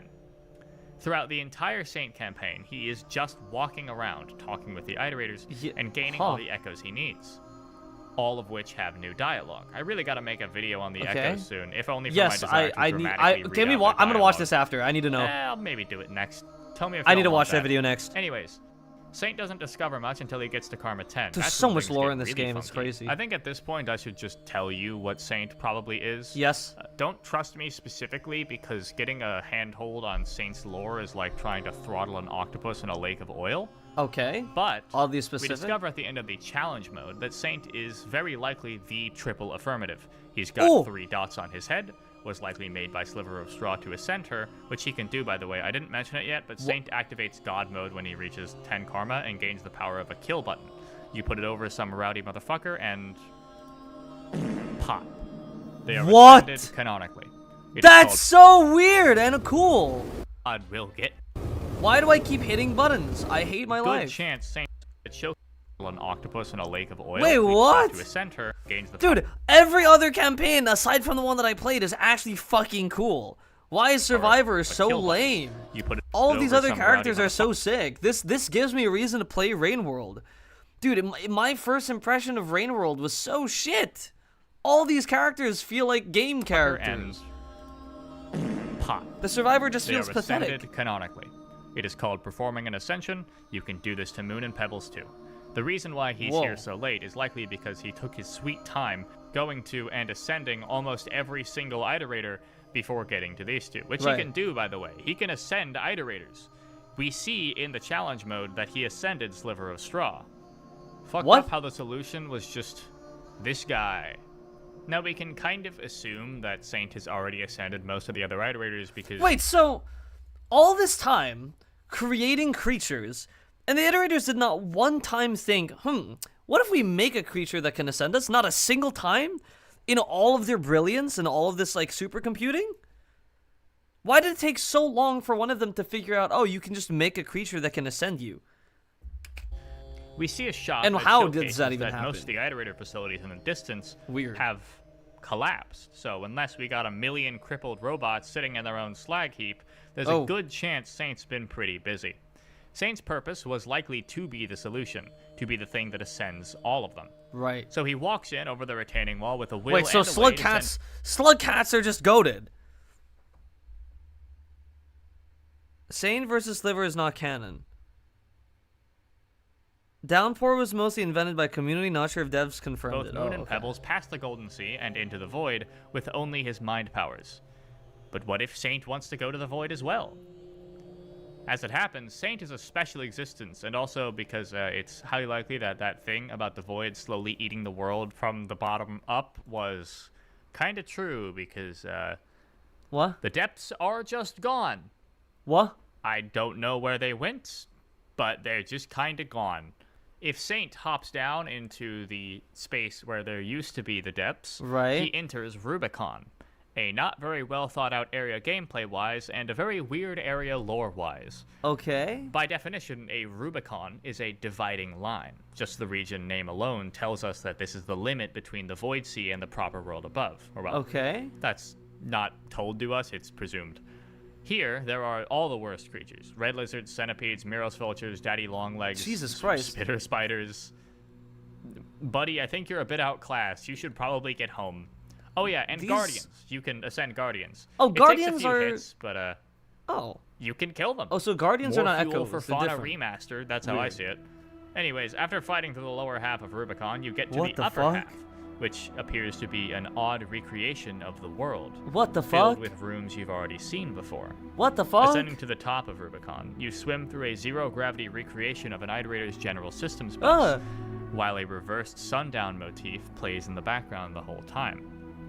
Eventually, you reach an odd puppet chamber. If the Saint leaves through this area, it finds itself swimming upwards through the Void Sea, What is past happening? a woven mesh of drills pointing upwards. Before another Void Worm finds it, this is Ereg. He's not like Jerry. Jerry's a gentleman. Ereg is a bastard. Okay. Saint decides to put him in his place with a little bit of a brain blast, and Ereg responds by turning on his mixtape Oh. and running away, playing Right. Pulse the whole time. He's got good taste, I'll give him that. While Pulse plays and massages my eardrums, the Saint finds itself This is sprouting such a tendrils trippy and ending. glowing like an echo as pieces fall off of it. What the It fuck? then wakes back up in the place where the campaign started. What? A slugcat dream appears next to it, and the echo aura that was covering it is now dispelled, ending the campaign, and showing on the final art that the Saint is now, or perhaps always Oh. was, an echo. Oh. What? Alright, so what the fuck? Well, I have played you Yeah. by being a good storyteller, for I have withheld information on purpose. How diabolical Guardians need to I be am. ascended 3 The times. true form Iterators of need evil. 1 ascend shot. As it Yeah. happens, this puppet chamber that we went through can have moon, pebbles, or But buff- it's also because like iterators are not real living things. Also, I think guardians are like both. guardians are really depending on weird. whether I or think not even you- the implication that you can ascend a guardian is a bit strange. No, even that implication is a bit weird. send them. And they've got some pretty fucked up and huge dialogue that I'm going to put on screen right here because I am not Who's reading all of talking that. right now? The Oh, main whoa, thing whoa, that whoa. all this dialogue says is that Saint is trapped in an endless cycle. 5 Pebbles can see his own cycle in its entirety, from his creation to his existence as a shelter from the storm in Right. Saint's timeline. But the Saint cycle is never ending. An unstoppable loop that spirals into infinity. What the fuck? Both of them tell him that it's time to wake up from this dream that apparently is Rubicon. It's likely that Rubicon was even formed because of Saint's nature. What? A thing that can never ascend brought into the Void Sea causes it to freak out and build this Right. weird extra area from Weird. the pieces of the world above. The area is filled with so A much thing I find it interesting that there's literally something that the void can't even ascend. That supposedly Sliver of Straw made, which doesn't make any sense so far. I do think there has to be some level of like suspension of disbelief because there's no logical conclusion here. It's just like, yeah, they can just happen. Yeah, well, that could just happen. Yeah, that just happened. It's a thing. It's like, so what? Like, Sliver of Straw can just make a creature like this? Yeah, like, you know, whatever. We didn't think about how or why or what resources it took to make this because apparently Pebbles needed so much water, but Straw just made this. Whatever. And, like, sure. And it's just like, oh, yeah, also, like, it can ascend now. Everything else can. Like, but, like, what? much annoying and super hard bullshit because the Void is actively trying to get Saint out of Rubicon. It doesn't want it there. Right. Perhaps that's why the Void fluid itself acts as a hazard, violently rejecting the Saint where it would happily embrace the other slugheads in their campaigns. Yeah? Even Artificer. The Saint cannot end its own cycle. It is an echo by definition, completely incapable of ascension. Its existence is bound to ascend everything else but itself, Right. to be the solution for all things. A true martyrdom, fit for a saint. Okay. So, what else do we have to discuss now? I think that's it. The end of the timeline has Saint traveling Void can't the ascend world, those whose ascending will to live everything is with too his fucked up strong? mind Yeah. powers. Cool. Another civilization Interesting. will come to be Hello. in the ruins of the ancients, and the cycle will restart. So I think that's all I have to say. You want about the Oblivion? new stuff Here, in how- Downpour. here's some Besides Eternity a few on loop, whack-ass yeah. theories about Ascension not really existing and dust and all that nonsense, which I guess I can talk about later, maybe, but I don't really have the time to talk about now because yeesh, look at that runtime. Can I still call this a short summary? Whatever, we'll see. Either way, thank you all for watching. Subscribe Thanks. if you... Let's go take a look at what the hell? This thing. What's up with the echoes, man? Fuck you! I don't want Burger. Give me Rainworld now. But this is interesting so far. We're learning a lot. We're learning a lot today. Like a lot. Like a significant hefty amount. Hello again. It's me, back for another lore video Hello. on Rainworld Downpour. This time we're going to be looking at the echoes found around the game world. Normally Yes. they wouldn't be much more than My just a goat, creepy thank you. footnote in a lore summary, which is what they've been. But with the advent of Downpour, we have a lot of new information and speculation about the nature of the space squids that I want to dive into because I didn't really get to talk about it much in my big lore summary. Okay. So, the way that this video is going to be structured is that at first I'm going to read out all the dialogue of the echoes in a very similar way to the Pearl video, speculating on what new things each monologue tells us. And then once I'm done with my book report, I'm going to theorize on just what all that dialogue tells us and what an echo truly is. Okay. Also, spoilers, we're talking about events of this Bastards campaign. Hooray. So keep that in mind if you haven't finished it. So at this before point, we I don't start, care. I'll I play should them probably anyway. explain just what an echo is in the game world. If you're completely new to Rainworld, you should probably watch my main lore summary before this video Spoilers because you I don't will care be for. lost, and you will probably not know what's going on. Ads, I just paid for premium. Thing is with I'm in incognito right now. I don't have an ad blocker of any sort, so But if you're still Unlucky. sticking around, the basics are that in The Rainworld, basics. nothing can truly die unless they ascend, which is a special kind of super death. There was a group of sapient humanoids known as the Ancients, which really wanted to attain this super death. Right. But doing so while being too attached to the life you were leaving behind would leave you split in between ascending and, well, not ascending. Yes. The echoes are the end result of those events. Ancients whose souls are stuck just far enough away from the mortal coil to never be a part of it, nor apart from it. Echoes only seem to reveal themselves when their cycles overlap with other creatures. Right. Whatever that means. And are capable of giving enlightenment to those who meet them. When you meet them in-game, they give an edgy monologue and then gift you a max karma upgrade. Nice. One of many that you will need to ascend properly at the end of the game. So, now that you know what echoes are, let's get into what they say before giving you that aforementioned karma upgrade. Interesting. First off, good old 6 grains of gravel mountains abound, located atop the wall. We can feel your presence, little creature. Your attunement has become Who the fuck voiced this? Did he voice this? This is sick. much closer to ours. The Marquis receives an unimaginable gift. The editing is sick on the audio here. The cycles. It can all fade away, like a morning mist. Holy shit. Beneath the glory of the sun. Wait, this is peak. We found a way. Cinema. What comes as most people's first echo is expectedly quite simple. This is the one that I met too, right? What comes That's the one that I from met. communication is cool, and that ascension exists. Despite this, I mean, who doesn't love 6 grains of gravel? Also, I'm not going to comment on it much going forwards, but God, the echo dialogue is so fucking cool. I want you all to know that I'm having a blast doing takes for this video. Oh. Next up, 19 Spades Endless Reflections. So it was him. Chimney canopy. Sick. Behold this empty. Will you watch Your Lore next? Yeah, I think. I'm just gonna dive in. Populated only by This is all like very interesting because this is all stuff that I like not like at all expected from this game whatsoever. Like none of this stuff is stuff that I like really like knew or like it's hard to unpack when you're just playing the game yourself. It's too much stuff that you like can't really process or anything, which I think is so interesting. I was once the count of I'm also two so living captivated ones, sometimes that I forget to talk, esteemed but I'm by gonna my start yapping peers. because had I don't want to just progeny. rip off of this like person's content. From within my vessel of flesh, I would perch upon this spot to observe the rising of the sun.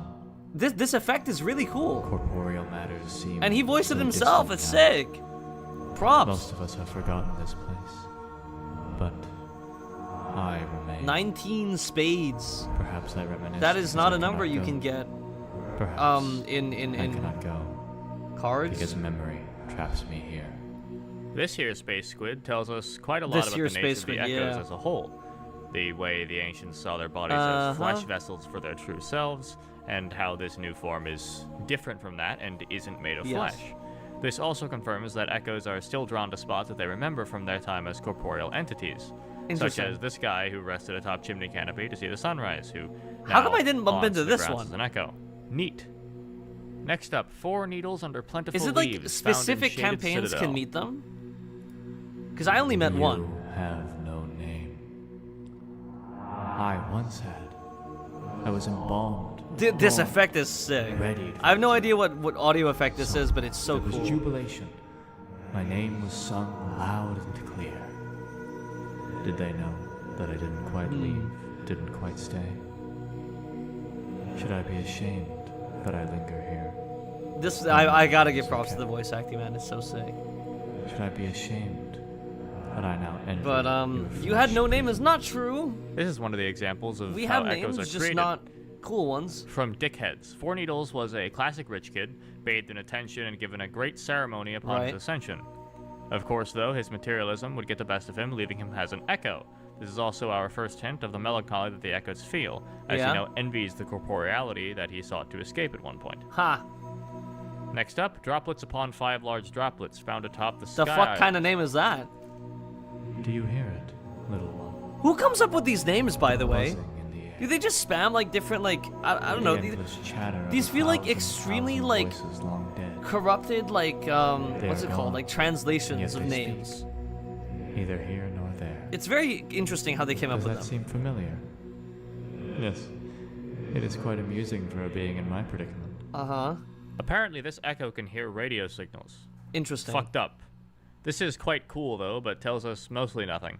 If we stick to the interpretation that these are radio waves, which, I mean, it's an echo talking about invisible voices of those long dead Lol. in an abandoned radio communications array. I feel like that's kind of self-explanatory. But if we stray from that particular interpretation, Interesting, it but could why be would those that radio the waves echoes still are be inextricably connected on? to all beings in the cycle and those that were once in the cycle, and can hear their voices long after they've ascended. Yes. That also Next makes up, sense. a Bell 18 Ember I feel like that one found makes in the most Farm Arrays. sense. I've not been to Farm Arrays. The Fuck KFC you. Tower Burger. I've not been to Farm Arrays. It's an area that we still haven't seen yet. But yeah, you meet every echo, every campaign you play, but you must have Karma 5 to activate one? Strange. Okay. But I didn't bump into them. Something still draws me here, even after all this time. Huh. I have no weather idea what is Farm so Arrays different looks like, now. by the way, because we did not reach Farm Arrays in our playthrough. So I have literally I do no not need idea, but eyes to I'm know very, the grasses still sway gently in the very, wind. very interested in finding out more. To Because there's so grasp much lore, at the man. Like, there's so much boundless to unpack. influx of the cosmic I didn't expect the void. entire stream to take up like this much time, Yet just here I sitting am, here reacting to lore about the contemplating game. these same But I'll feelings give I my once thoughts did. when we're done reacting to Pondering everything. I will give my some thoughts sort of and rule. mention everything. So This echo is my This favorite is, from like, base pretty game. interesting. Just something about an Okay. entity which has seen it all, had the Yes. potential to move past reality and ascend beyond it, but was held back Only by to the fuck simple up. fond memories of a field. ah, It exemplifies the relationship between the ideals of ascensionism and the fact that ancients are corporeal entities that seek happiness. Yeah. But enough about how much this I think space this one's one of the words sadder tickle my ones. brain. What lore does it tell us? Bell's one of the very sadder little. ones, I think, because it's like it wasn't even like materialistic desire, and it's not even like, you know, I stayed because I felt like I was entitled to, you know, some things. No, it's like I'm gonna miss nature when I'm gone, and then just doesn't, like, you can't ascend because of that. That's kind of sad. It's like nature's cool, man. Like nature's cool. I mean, in this world, nature's kind of destroyed because I guess technically yes. it tells us that the echoes have What is this? We're watching a bunch of lore videos about Rainworld. Right now, we're exploring lores about the echoes, which are those like ghostly things that you're seeing, grasped at the boundless which are infinite. basically ancients that tried to ascend through like the void water at the end of the game, and when they went through, they still had like materialistic desires, so they didn't fully ascend through, and they got like kind of split between their body ascending, but their consciousness staying in the world. of the So- cosmic void, and that they You don't did that have spin eyes. wheel stream? No, You know, whatever that means. I did not do that. Also, rodent. Next up, 2 sprouts, rodent. 12 brackets found at the mouth of the Yes. subterranean. How have I not A bumped little into any beast. of these except for Not one as of dim them? as the rest, perhaps. I only bumped So into down to the depths you go as many gravel others before you, drawn to the void again and again, and endless drip, drip, drip. interesting. Much like these tunnels and caves that amuse me so. Uh-huh. The bones of forgotten civilizations heaped like so many sticks. Did they dig too Okay. deep? Or not deep enough? I'm so confused. Fools. We were right to drill straight. Is the only way that you can talk to these guys This through echo tells us pebbles primarily is like about the nature of the depths in the brain subterranean. That chip Rainworld thing? had several different civilizations before the main one that died off. In funny the how dead. nobody but us knows what that is. It Yeah. also tells us a little bit about how the ancients saw their efforts, but honestly, it doesn't really tell us much more than that. Most of these base game echoes don't really tell us anything new. Mm-hmm. Anyways, those are all the main game echoes done. Now let's get into DLC. Rainworld Downpour, of which there's only one new non-saint echo added. He doesn't have a name, but he does have 2 monologues. Okay. Fancy. He's found atop the tallest tower in Five Pebbles City. I like What to the imagine hell? that he's friends with Six Grain because they're neighbors. Unnamed. You are stuck in a cycle of wrath and destruction, simple being. Gripped by raw emotions whose chains bind you, destined to this land. Okay. Shortcomings of the past haunt one and all like whispering phantoms. Listen. Let this be a warning to you. So it's just warning An that you should underworld not turn battle out like awaits, them or something. Culminating in a path of no return. A perpetuity of struggles begetting more of the same. Okay. Find a way out. If you still can. His dialogue changes if the artificer has killed the king scavenger and turns into this. You who have encountered a consequence much like my own. What? I don't know what that Gripped means. by But raw emotions whose chains bind you, destined to this land. uh-huh. Shortcomings of the past haunt one and all like whispering phantoms. This lore is just confusing. It is confusing, An but that's why we're unrewarding watching so battle much of it. awaits, Because I want to know more. culminating in a path of no return. And I will give my thoughts again when we're done. It's just there's a Begetting lot more of right the now. same. We are a pair who have forfeited everything. I mean, This guy currently doesn't I have think it's too much insane. individual identity. He's basically just some extra exposition for how rough the Artificer's situation is. The Artificer is gripped with a desire to fuck up as many scavengers as humanly possible, and this Echo is telling her to quit it, or she'll be unable to ascend, which... Happens. Yep, that checks out. Yep. It does also confirm with demonstrable proof that the Ancients were right about how the Echoes were created. I wonder what his dialogue would be with the other Sluggats. Now, finally, we get to the meat of the video. The new Saint Echoes.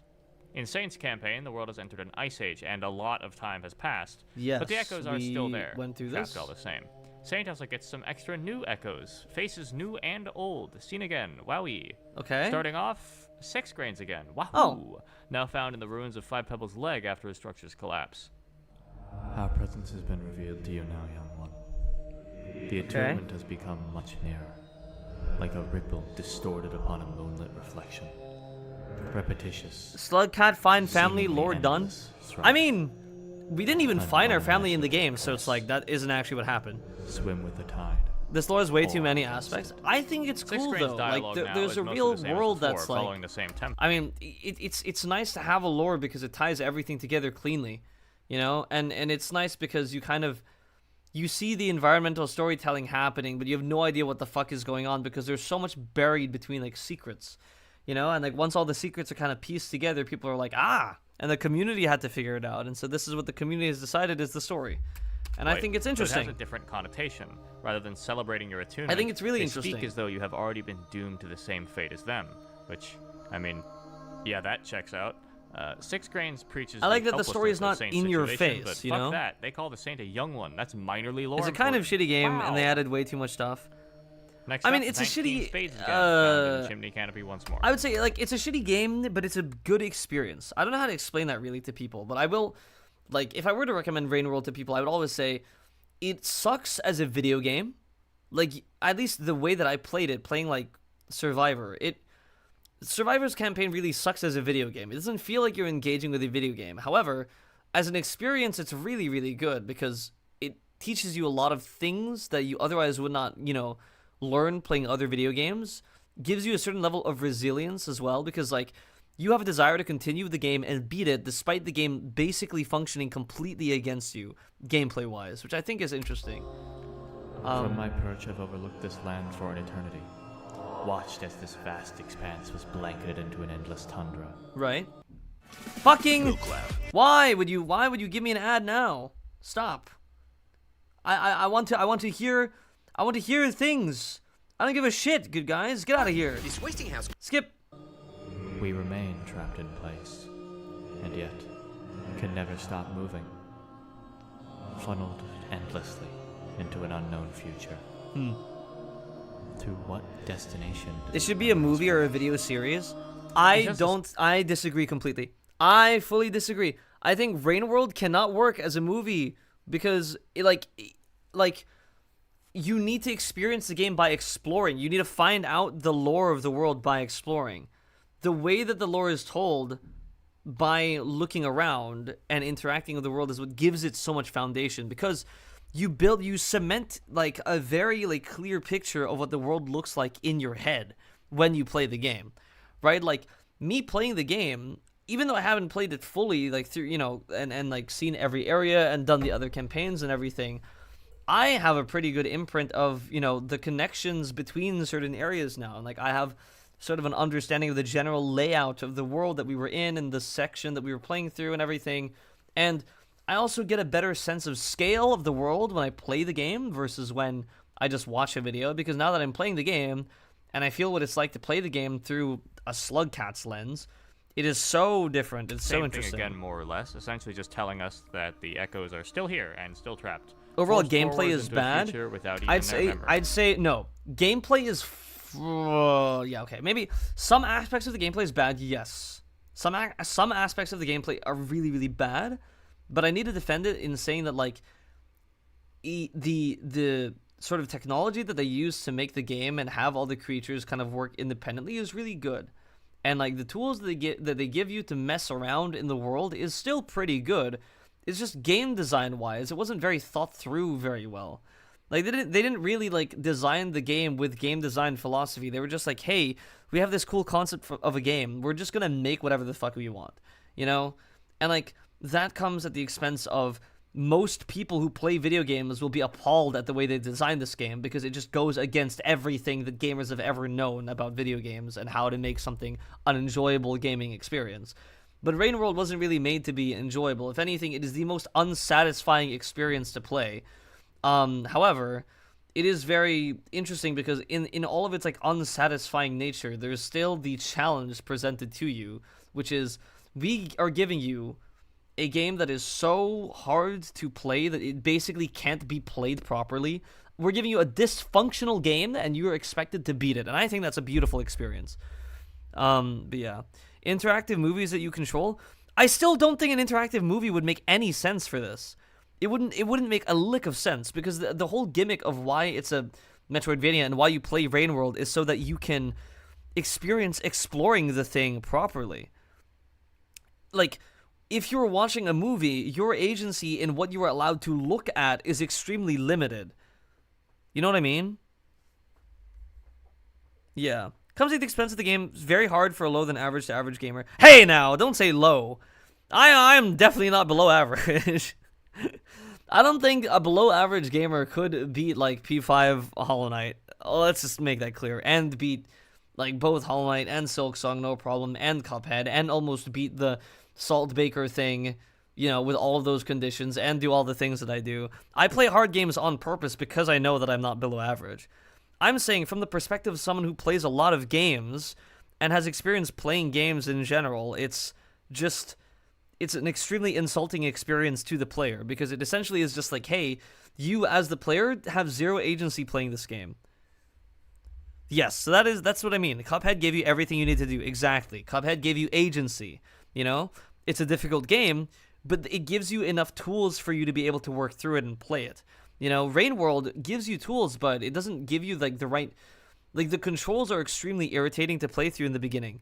Like it basically does not give you any tools or any knowledge in order to play the game properly, which is why it's so like weird. And then they help you train the skills. Exactly. So like traditionally that's what games are supposed to do. So Cuphead and, you know, Cuphead and Hollow Knight and, you know, what else did we play? Ori, they all do that. They all give you tools and they all train you as you play the game. But Rainworld is just like, we're going to train you a little bit, but we're not going to give you explicit instruction and you're going to figure everything out and just suffer. Because it's just, yeah, you have no tools, no knowledge, no anything. And that is a really poor design choice, like game design choice. But it makes for a very interesting experience because it's like, essentially, it is the perfect storm to create an extremely irritating but irrefutably difficult game. Like, if you want a game that is difficult, this is the way to do it. Like, a game that you literally can't control. That is what Rainworld is. It's a game you cannot control. Which is, like, not how games are meant to be run normally, but is what makes it so hard. Because it's then, you know, like, at that point, it's more about, like, stubborn trial and error rather than, like, actual, like, you know, gameplay, whatever. Like, I mean, the skill expression comes in, I think, in the other campaigns. Apparently, with Survivor, you don't get many tools. The other campaigns give you tools, apparently. It's just with Survivor, the one that you play or you're expected to play, the game literally just gives you nothing. You just have nothing, which is like, eh. As snow blankets all they once knew. It's an experience some people will like. I do think most people wouldn't appreciate it. 5 large droplets found in Sky Islands again. Another presence attempts to commune with mine. Windswept Spire. Why, they're named different now because it's snow? Is that it? I have existed long enough to overhear them all. What? Those who have been, and those who have yet to. Wait, voice? So Saint has a voice? Do all the slug cats have voices? That's weird. I kind of figured that they wouldn't, but like, sure. Whatever you say. Listened as I have for many eons. 'Tis true, some of those smells cannot help but mirror back. Okay. This here seems to hint that our second theory might have been correct, and that it wasn't just radio signals he was referring to initially, or maybe it was, but rather the voices and consciousness it's of all like entities of people struggling that have with like the cycle are what ascended he's referring or to now. Yes. The cycle references how long he has been listening to those voices, and how perhaps the saint was heard before. Another weird little nugget of info about Saint to throw onto the pile. Next up, a bell, 18 ember beads, found in Farmerays once more. Yeah. Only higher than average or extremely good players that enjoy Rainworld? I mean, yeah. I think that's the audience it's for, is like people who don't mind hard games. Because I think if you're someone who does not have a lot of gaming experience, Rainworld is going to suck so bad. Devs just want a game with an ecosystem that doesn't care about the player. Yeah, I think the thing is, my expectation of this game was very different. I think when you go into the game, there definitely needs to be a better expectation that this world is not for you, the player, to experience playing a game. It's not for the player to play a game. It's for the player to try and see what they can through the lens of a creature that is really just not well equipped for this world. Which is really funny because it's like, these slugcats are literally designed to exist in this world. Like lore-wise, they were built, they were like genetically modified and engineered to exist in this world in a specific fashion. Like, it is impressive how they just let you die. Even though, like, you know, is this the zombies? Yes, it is. Yeah. Why is it? This long forgotten place. Which so far has been really good. I haven't really looked at the lore before this point, so it's very interesting. And I will give my thoughts later when we're finished with this video, but I think it's like, it is very interesting that Rainworld has so much lore that is just not immediately provided to the player. You know, these are all like pieces that the community pieced together, and now that they're all kind of one big puzzle, there's still a couple holes missing, but you see most of the puzzle. It's a beautiful sort of like, at least world that comes together. There's no real narrative about it, necessarily, aside from, I guess, Moon. Moon, I guess, would be the only real consistent narrative throughout the whole thing. Moon and Pebbles' like relationship and story. But anyway, the fields here are not as I remember. Too much. Rainworld is Simulation Rat Subway? Not even. Not even. It is definitely not. Perhaps something new is gained. Rainworld, like from the perspective of the player, feels like you're an ant walking into like a room full of like people. You know, like you're gonna get stomped on. Perhaps that is the reason for my continued imprisonment. It seems Funny Man is still locked staring at the fields, and his dialogue seems to be mostly coping about that fact. He references that despite the fact that the fields barely fit his memory anymore, he still finds himself drawn towards them. Not too much here, but glad to see that my man is still looking at his grass. Next up, 2 sprouts, 12 brackets, found in Subterranean again. I think also, interestingly, I think Rainworld is genuinely, when you think about it, just a very, very, very, very, very difficult game. To the point that, because it's like, there's too many random chance events, and your character is really frail. Like, it would basically be like, is this St. Echo's dialogue? Yes, it is. But yeah, it's basically like, Rainworld, I think, is literally if you played all of Silksong on 1 life only. Like, the second you get hit, you die. Okay, it's 1 life and it's Steel Soul. That's what it feels like playing Rainworld. Yeah, you're perfectly engineered for this world and you still sucked. That's what I mean. It's like, why would you, like, it makes no sense. Like, if you're designed to be traveling through pipes and like make it through pipes no problem, then there needs to be like a better way. Like, I don't know, man. Like, I wish this game just like naturally taught you movement. It would be so much more fun as a video game if you were taught the movement tech rather than the community having to give you a document to teach you the movement tech outside the game. Like, a little beast, come to join me in this great undoing. Oh, the old world will soon vanish, wiped from history. To pay the I thought he was talking like this earlier. New era. Wait. How many have been consumed so far? Were we the 10th civilization? Or the 1000th? I fucking have no idea. Amusingly, they thought their small struggles bore such great significance. All was not but to serve. So it seems there's ancients before the This ancients? has changed as well. Whereas previously it was speaking about the inferiority of the past civilizations, it now recognizes that its civilization has joined the ranks of those shitty past ones. Yes. Just another one to fall to the same great undoing that took the last one. It speaks on how the whims and wills of the ancients and iterators were not but to serve the void, whatever that means. It could mean that it does teach you, but you need to activate it in the remix menu. This is what I mean, man. Like, why is remix required? This okay? Like, This is what I'm talking about, right? Like, okay, I want to explain something to, like, what irritated me a lot about when I was playing Rainworld to people, right? When I'm playing this game, my expectation is when I'm, like, it's like ordering a coffee, right? When I'm served this coffee, I have the expectation that this coffee has to be good when it's served to me. Why do I have to go out of my way now after I've ordered a coffee to add all sorts of milk and sugar and magic, like, different, like, tastes and flavoring just to make the coffee good, you know? Like, that, if I need to go out of my way to add all of these extra elements to make Rainworld good on my own merit, you know? Then, like, the game itself just isn't, you can't say, like you know what I mean? Like, it's a dock on the actual game itself. Like, the game should be good in its base form. You know, it should be good in its base form. Normally remix tips are on. I don't know why it was disabled for me. What? But I don't know either. Like, if it normally is on, then I don't know either. But, I mean, I received some tips. The only tips I got were backflips. That was the only movement tech that it taught me, was backflipping. That was all it taught me. But yeah, like, I don't know. Like, my experience playing the game is, like, there was a lot of other stuff that they could have done to make it much better that they should have added. I know that it exists, and you can turn it on in options or whatever, or in remix or something to make it better. But, like, it should already exist in its base form. Like, if it objectively just makes the game better to play, why is it not immediately accessible to the player without any change? You know, like, why do I have to change the game just to make it good? You know, like, it doesn't make sense.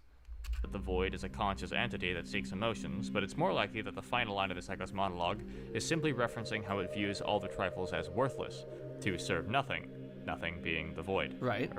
It's just that they didn't matter. Now we get to the unnamed Saint Echoes, of which there are 3. First off, found in the remains of drainage system, now labeled undergrowth. Saint has so many. Take Fuck you! Fiber to support gut health. Fuck you! Saint has so many echoes. I mean, I guess they are the same ones, just in different spots. When you play Hunter, you should activate Remix and at least try. I will. I want to see what happens, but it's just like it's crazy to me that it's like. Do you see the same as me? Beauty continuing to bloom, even in a place. So this is a new one, yeah? I did not have the will to depart, nor the desire. Oh. Why did they always search for an escape, as if we were imprisoned? Oh. What offering from the void could usurp the gift of life already given? Wait, so this one didn't even want to die? Right. Someone just shoved this like ancient in and was like, "Hey, join us." Where we are meant to but they didn't want to die? This is my favorite echo in the... Wait, did you finish Survivor? Sick. Yes, I did. If you wanna tune in and see, I finished it like last stream, which is pretty cool. But yes. The entire game, and not just because he plays past echoes, but that is a major factor. This echo doesn't tell us much, but it does prove that several ancients rejected the Ascensionist philosophy held by most of ancient society. That or this particular echo realized... Honestly, like, you have a good point. Like, why is Rainworld worse without settings? That just means people would quit before they even use those better settings. Exactly. That's what I mean. Like, the game should come with the good settings in place already, so that when you play the game, it feels good to play. You know, like... I don't know why there's so many things in quote-unquote remix, which I didn't even check as a menu, that need to be turned on before you can reasonably enjoy the game pieced together as like an actual video game. You know, like instead it's just like, we're going to give you nothing, and it gives you too little to enjoy, I think, at first, Rainworld. It gives you way too little at first. Now, or perhaps just he was peer pressured into Ascension, and then turned into an Echo. That's what I mean. He was just like, I don't want to really go. And his friends were like, no, come in, jump in. The water's nice. And he jumps in, and he's like, ah, shit. And then several ancients rejected the Ascensionist philosophy held by most of ancient society. That or this particular Echo realized now, or perhaps just before his ascension, that the desire to escape was a misplaced one. This Echo confirms so many of the themes that I've been writing about and constantly saying. He's my favorite. He's also in an S-tier area too, so that helps. Region tier list coming eventually. Cool. Next up, a top moon superstructure in Shoreline. Whoa. You stand upon our creation. Shoreline is frigid coast. Saint's campaign looks so fucking interesting, by the way. Through countless Saint's campaign looks awesome. Research, shipments, architecture, computation, politics, worship, revolutions. all for a heap of rusted metal steeped in a puddle of frozen water. I place my faith in the hands of my random faith in the gods. hands of random gods. Lol. Now I must endure it to the end. I find it interesting that God, they're video code considered really cooked gods. with these new echoes that go so hard. This one tells us specifically about the opinions towards the Iterator project, how many of the ancients worked until their ascension, building the Iterators. Their final goal was created many times, but now lies as nothing more than wreckage. It's a similar mindset to 12 Bracket's second monologue. As the echoes watch their world freeze and die, they are faced with the truth that all they cared for was just a blip in the life cycle of their world. Correct? I mean, yeah. Finally, a significantly less serious echo atop the bitter area. Wait, less serious? What do you mean? Such drive, such tenacity, all to come to such a lonely, forsaken place. Was it all defined to me, young one? Or did the idea of such a journey itself spark the fire within you? I really love the voice Such acting this guy enthusiasm does, should by be the way. It's rewarded. cool. What an amazing little beast you are. Oh, that's nice. Video Cult is congratulating you for going that far to get to And bitter Aryan it's the Saint. acting, mainly This it's tells us the not all voice too much edit, if you but couldn't I mean the tell, besides acting is fact still that cool. The Echo is aware of how out of the way he is. Anyway, on to the theory section. So, with this new knowledge, let's define an Echo one more time. Yes. An Echo is an ancient who has failed to fully ascend and gotten stuck. Their cycle stuck in place. Yes, we They are know like this. ghosts, only visible sometimes when their cycle overlaps with another's. While this is the case, upon meeting the Echo, the cycle just restarts, which implies that it's a dream, but that only occurs when you meet the Echo. I don't know, it's weird. Weird. They have the power Okay. to lead others to ascension by improving their karma. You should play it, but it's too late because now you got spoilers. I mean, I would still enjoy playing it even with the spoilers, though. It's fine. And they seem to be fully conscious and cognizant of their situation, past and surroundings. Fully functional consciousness. Like, out of all of these, Saint and Artificer are the only two that I would actually play after playing Survivor. Is trapped in place for all eternity, capable of changing their opinions and growing mentally, despite their circumstances. Now, before we continue, let me reiterate the spoiler warning for specifically the ending of the Saint campaign. So at the end of the Saints campaign, we learn that the Saint is/was an Echo. It suggested that Saint's cycle is one that is incapable of ending, similar to the Echo's. Due to its connection to the Void and Ascension as a whole, it cannot ascend itself.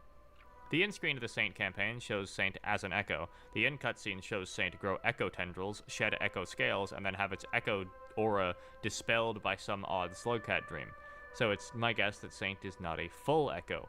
Rather, as stated in my lore video, which is not fully correct, Challenge 70 is not canon, wish I knew that beforehand. But anyways, let Okay. me create a new Saint theory to mix with this, because it feels important. Okay. Saint is not the triple affirmative by design. Rather, No. they are a Slugcat that has at some point ascended, but failed in a much stranger way. The desire that kept them behind wasn't any karmic desire. It was the 10th one. So I guess it was a karmic desire. The desire to ascend others or itself. Oh. Assuming that's what Karma 10 represents, which, like, what else would it represent? The Saint was returned to the Right. physical plane, but its desire kept it from being stuck in place. The others were stopped due to their ego, their ties to the material world, or whatever the hell Six Grains was on about. Saint was allowed to continue, but at the cost of having no other options besides continuing. Oh. The Saint Okay. is not a traditional Echo. It is a physical entity incapable of ascending, but still keeps its flesh prison. At least that's the only theory that makes sense now that Slugger's Right. out the window. Yeah. Well, I mean, there's probably more, but I can't think of any right now. Okay. I don't know. I mean, that seems like such a weak explanation as opposed to... I mean, I don't know. Let me figure this out. I really think it is a significantly more convenient explanation to just say that this Slugcat was created with like as a mistake. You know? Like, this Slugcat was made... Because all the Slugcats are manufactured, it seems like, right? This Slugcat specifically, I'm assuming, was just kind of, like, served a specific purpose in the, like, Ascension thing. And when it tried to ascend, it, like, I do like the thing that it's like, I don't want to ascend because I'm thinking about the, like, the last stage in the karmic, whatever. Like, that's cool. That makes sense. I'm just wondering why the body was allowed to stay as well, and not, you know... Well, my guess is that this dream, that thing that appears and dispels the Saint's aura, well, my guess is that this dream represents the dream that starts the Saint campaign, the one where it's in the Void Sea and looking at the 10th karma. Now, the main thing to notice is that the dream that starts the Saint's campaign doesn't look like the end of Ascension cutscene. It's in the dream art style, which means that it was in fact a dream. But my guess is that this was still a flashback, as almost every single dream is a flashback or a flash forwards. They all seem to represent things that have happened or will happen, but the only ones that represent things that will happen are the ones that are... Saint looks like a platformer challenge, which is a little bit more dreams, fun. Which I guess this is technically a void dream, so it could be referring to the Saint going down and ascending Eredge, or it could be representing the Saint's initial failed ascension. Okay. So, honestly, I don't know. It's kind of weird, but the dream does bring it back from that echo state. And then we're back at the start of the campaign again. So it's my guess that the representation of the little glowy slugget, which almost always represents a shelter that you will dream in, specifically represents the Saints campaign starting over, the cycle beginning. I presume. Honestly... okay. Isn't it more... Okay. Doesn't it just make... Okay. Oh my god, hold on. Here's my interpretation of this instead, because I think this kind of makes sense. Saint was almost going to become an echo, and fought through it and found a way to, like, return to the cycle, despite being immersed in void fluid. Saint found a way to re-enter the cycle after immersing in void fluid. That's what I think. That's what I think. But I don't know. Yes. So I think because it's like, it's not that like Saint is a special kind of echo that is like has a body. No, Saint failed to become an echo, and also failed to ascend. Like Saint was about to become an echo, but fought through and like completely just doubled back to just reincarnating again. I think. That's what I think. From what we've seen, he is an echo, but what definitively proves that though? Because the thing is, like, if... I don't know, like, there would be crazy implications if he was in the lore, I feel like. Because the other echoes are stagnant, like, they can't move. Saint has a body. And Saint also has, like, a weird ability to ascend other creatures using the karma wheel. I feel bad for Saint. No, but Saint is, like, chill. You know? His obsession with ascending others is why he's going to become an echo in the first place? In the end picture shows Saint as an echo, so probably they still ended up as an echo in the end. I know... I don't know, like, yeah. I mean, I guess. That's weird. So I guess that makes sense then. Yeah, if we're going off of that picture and that interpretation, then yeah, like, Saint is just a special exception. And is like, has a body that can still be used. I don't know, it's weird. It's a sacrifice? I know, but it's also like, then why does Saint keep a body if all the other ones don't? You know what I mean? I mostly just pulled that out of my ass, but there's nothing that really counters it, so whatever theory works. Anyways, that's all for this video. Thank you all for watching. The next video should be a region concept, so get excited for that. But I am not looking at that. I want to look at lore. Is there any other lore? Do I need to look at lore for, like, Watcher as well? Is that something I gotta look at? Like, oh god, not that one. This one. 5 Unsolved Mysteries. Could do this. I'll only do one more video, though, and then I gotta go. Or this one. I'm not going to pretend all of Rainworld makes sense. Yeah.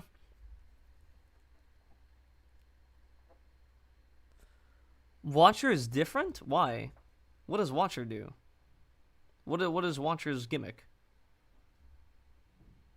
I could look into this, but... So is there a chance you actually play Downpour? Yeah, actually. Just because I want to try Artificer. I want to try Artificer and I want to try Saint, because it looks fun to play. Like, those actually look like game characters, bro. It's not like Survivor. Survivor did not feel like a game character. But yeah. Let's see.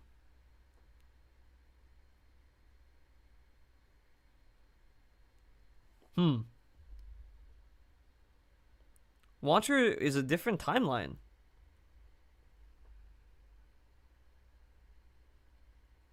Okay. You need a cheat in Remix to unlock Saint? What the fuck? Weird. Okay. There's this or this. I will watch one or the other. It's either the Watcher summary or the Lore Mysteries. Lore Mysteries is newer. But I'm pretty sure this would give me more knowledge about Watcher, so I'll do this one. And we'll see what happens. The following commercial I is don't give a total- fuck. Oh my god, I hate these commercials. Stop it. Stop it. I don't care. You're muted. Now we're just zooming out on a burger. What is happening? Help.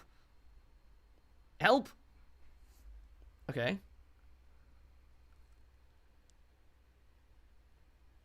You don't need to cheat. You just need to beat campaigns? Huh. Ooh, spoiler warning. Look at that. I'm like warning you or something. Thanks. Wow. I don't care. I don't need There's it. spoilers in the video, by the way. Good evening, gamers, and... Wait, sorry, hold on. There's a bit of an error. Premium, but still That have was ad? embarrassing. Let me... Oh, no, I don't have premium. I'm in incognito. See? just deal with this real quick. And... What's happening? Fixed. There you go. As I was saying, Why do you look welcome like to the that first now? part of my video series summarizing the lore of the Watcher. Why do you look like Considering that? the lore we already have right now is so confusing and fragmented Why into do you so look many like different this? aspects, I've elected to split the lore up into 2 parts. This first video will be focusing on the main story and lore of the Watcher campaign, focusing on the actual events of the story and reveals we've gotten during the bulk of the campaign. Wait. Spoilers? Okay, bye. Sorry. I'm going in. I don't care about the spoilers. So if you guys, spoilers ahead for Watcher. If you don't want to see Watcher spoilers, maybe dip. Sorry about that. So it'll be focusing specifically on what we learn about the Ancients. To clarify, these videos will not be a full recap of Rainworld lore as it pertains to the base game and Downpour, if you haven't caught up on that before. Dude, Downpour added so much. Holy fuck. 1, 2, 3, 4, 5? That is a lot of new Slugcats. Finding this video, I'd recommend watching this video first so you can get a much better explanation of the whole setting before we dive into the really funky stuff. Shit. Anyways, I've been hard at work developing an array of theories, so let me not waste any more time. Sure. So, beginning off, what Your is brand the has Watcher? changed every single Not the time DLC, we watch a the new video. Slugcat. The very first thing we see in the DLC is a cutscene, animated in the style of the original Survivor and Monk cutscenes. It showcases a young Watcher and his family getting attacked by another Slugcat.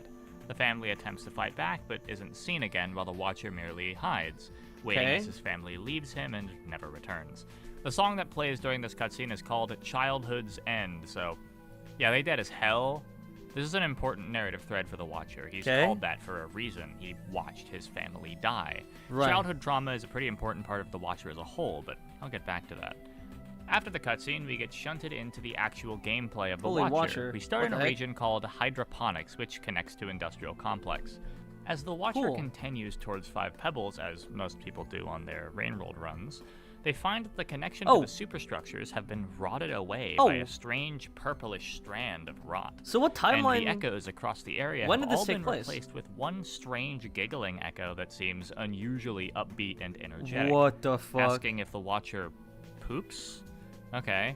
Anyways, they teleport the Watcher the back hell? to hydroponics. Every time the Watcher meets that giggling echo again, who I will just call Spinning Top because that's their name This in the video is files, not complete for Watcher's more ending? of the world Oh, shit. begins to rot, getting covered in disgusting growths and dripping biomass. What the hell is The second time happening? the Watcher meets Spinning Top, they are given a gift, which is their unique gimmick, or well, one of their unique gimmicks. There's like 4. Right. But the first one we get is the invisibility power we saw suggested in the trailers. Whoa. The Watcher is able to do this new cool thing and hold a new keybind, something that is apparently foreign to the Downpour team, and go invisible to almost every creature in the game. Okay. Doing this seems to cause like a ripple-esque thing around them. I'm sure that's not going to come back anytime soon. The third and final time that the Watcher meets with Spinning Top, they shout and rave about how the world is teeth and claws and What the death fuck? all over, no matter where or when they Watcher's go. not canon. He has The his own Watcher is then story. taken Got into it. a blue portal and Hydroponics dropped is. into the I know what main map hydroponics of the is. Watcher Yeah. DLC. But I The find Watcher's quote-unquote map interesting is 'cause- a bunch of individual regions. the fuck Each is region this? could be placed anywhere in the world and at more or less any time, so that'll be fun to analyze. But the regions themselves are all connected via these things, large bluish portals that seem to act like cracks in reality. Ugh. They're created not just by the echo, but also just seem to be sitting around. These portals seem to have an effect on the Watcher as he passes through them. The game itself calls this form of travel crossing to new frontiers. That is unbelievably psychedelic. That Jesus the Watcher Christ. can travel to vary wildly between each other. There are psychedelic swamps, seaside caves, this is the frigid cool one. snowfields, dusty deserts, and even rotted variants of a number of base game regions. Cool. Weird. Either way, as the Watcher I like the travels water between one. the regions, they I like the water one a end up lot. meeting with Spinning Top more times. Each time Downpour is not raising their canon to karma Watcher. level, Watcher or, is not canon to Downpour. I say karma. Yeah. It functions like karma. You lose it on death and gain it when you sleep. But I believe it's called a ripple level in the files, and the symbols are completely different. Yes. But as far as I'm aware, Ripple. these symbols also don't show up anywhere else in the game, so I think they're exclusive to this HUD, and as far as I'm aware, don't really mean much. No, don't say that. I only drink It Coke me- 'cause oh, I shit. like the taste. It means something for sure, dude. It means something. It has to. Because they invented a new kind of karma system. It has to mean something. And karma was relevant to the first one, so it has to mean something. By the way, before we move on to the later events of the actual story, I should also clarify that I will be making a full exhaustive analysis of all the regions, their purposes, I don't care. where they are eventually. Anyways, as the Watcher moves around and gains more not karma from Spinning Top, they eventually begin to see their abilities shift and change. What the fuck is They happening? begin to gain an aura around them What is passively, happening? like a bluish distortion that affects the world around them. What the fuck? Eventually activating the invisibility power will also cause the Watcher to briefly float. What the fuck? They also gain the ability to use karma flowers to create their own portals in the exact same way Yo! that Spinning Top seems to be able to do. What the fuck? Though they should only ever use this with a karma flower. Who knows where they might end up otherwise. At this point, they will also begin to leave behind tears in the world whenever they use their power. These tears lead into a bluish realm, colloquially known as the Ripple Space. At Ripple Level 9, the Watcher delves entirely into Ripple Space. What the In Ripple Space, the entire world is tinted blue, creatures do not appear, This is and it sick. is absolutely swarming with a blue form Oh! of void spawn. These void spawns seem to be creatures in their own right. What? They're described as stinging and hunt each other. They will There's like a also 1.5 hunt you if update you which stay in added Ripple new Space things. too I long, but see. They do it in a weird see, way I where they see. just sort of like pass Interesting. over you and make your screen go all weird. Interesting. Ripple Space also lets you see some other stuff too, the most notable of which are a new series of portals that lead to an interesting region. You can find them as well ripples that pulse outside of Ripple Space, but when you view them in Ripple Space, bam, full portal. Go through and you get taken to an area forebodingly named Damon. Or Demon. What? We don't know shit about fuck when it comes to this area, but it plays the Ripple Space music, or at least a remix of it. Consists of a series of floating islands. As far as I can tell, it is physically impossible to die here, and it leads to the most important areas in the DLC. Outer Rim and Shattered Terrace. We'll get to Outer Rim later, but now that we've unlocked Ripple Space, let's pay a visit to Shattered Terrace.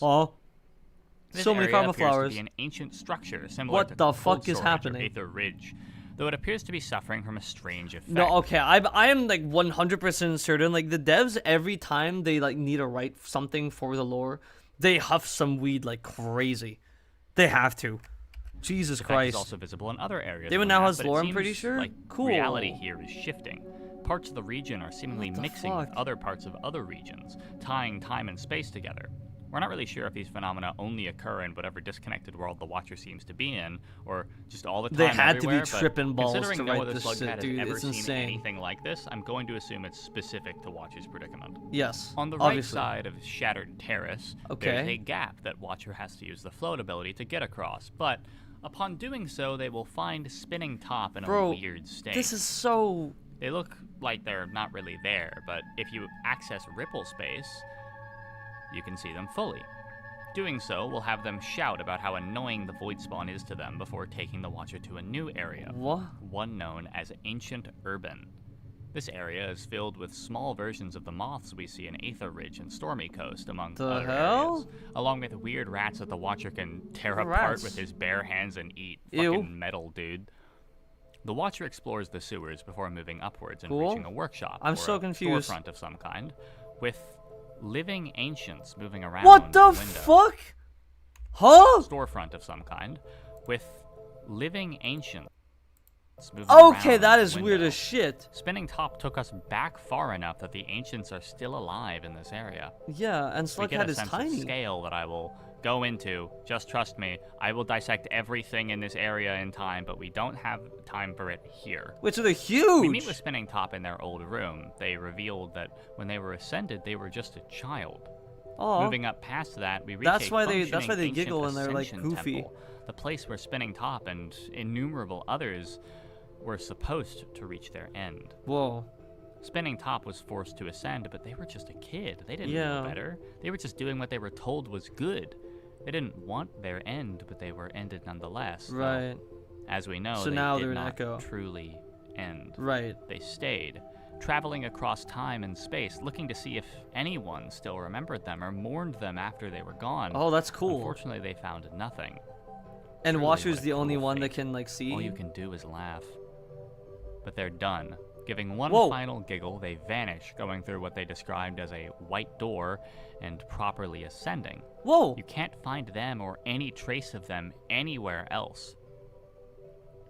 So that's kind of weird, right? Yes. So echoes can literally go anywhere in time. I mean, we kind of knew this. The Farmer Raised guy was talking about how he could go into the farthest reaches of the cosmos, but really likes his grass.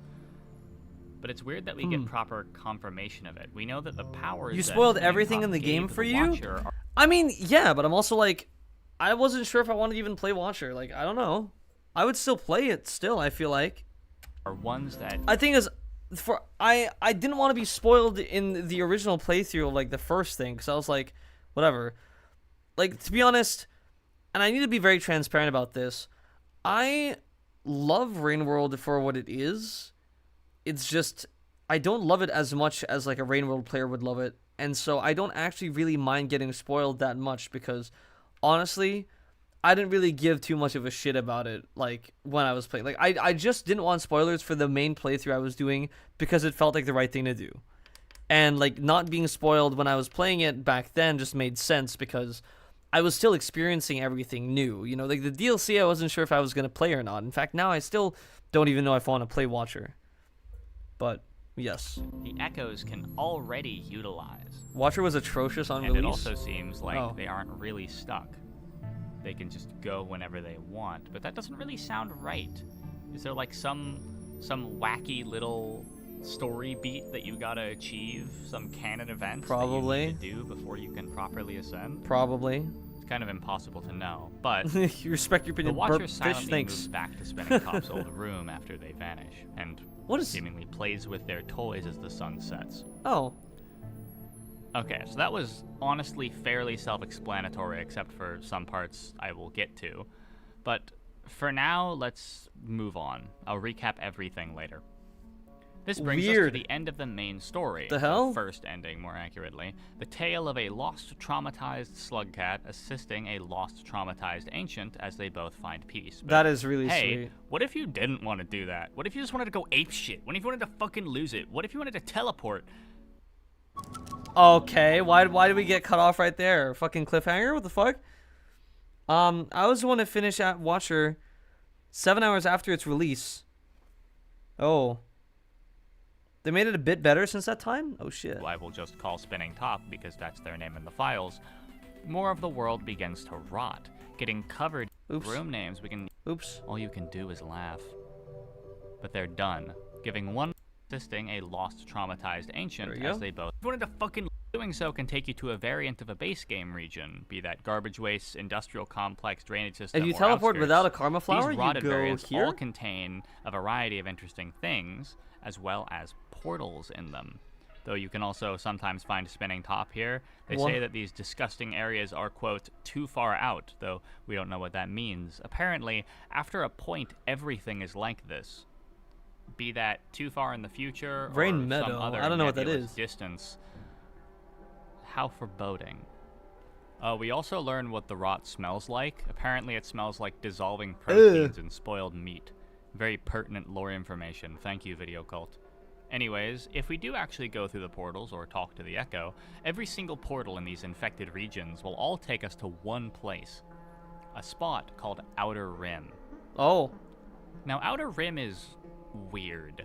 It's a huge, dusty wasteland, seemingly having overtaken ancient Holy fucking, like, architecture. Hollow Knight? The What walls is going here on? have similar patterns to the depths, though they also have weird pustules on them that seem dormant. Right. In the distance, we can see the iconic green stars, always dotting Rainworld's sky, falling down to Earth and fading away. Where? If I we don't, look I at don't room see. names, we What? can even see some devices around this area are called star catchers. Several Okay. rooms here look like ancient cities, but several more look like iterator rooms. Could this be on top of an iterator can? That would explain why it's so barren and has so much ancient architecture on it, as well as Okay. the fact that some rooms appear to go even farther up, like the tall, odd buildings you can see dotting the cities. Weird.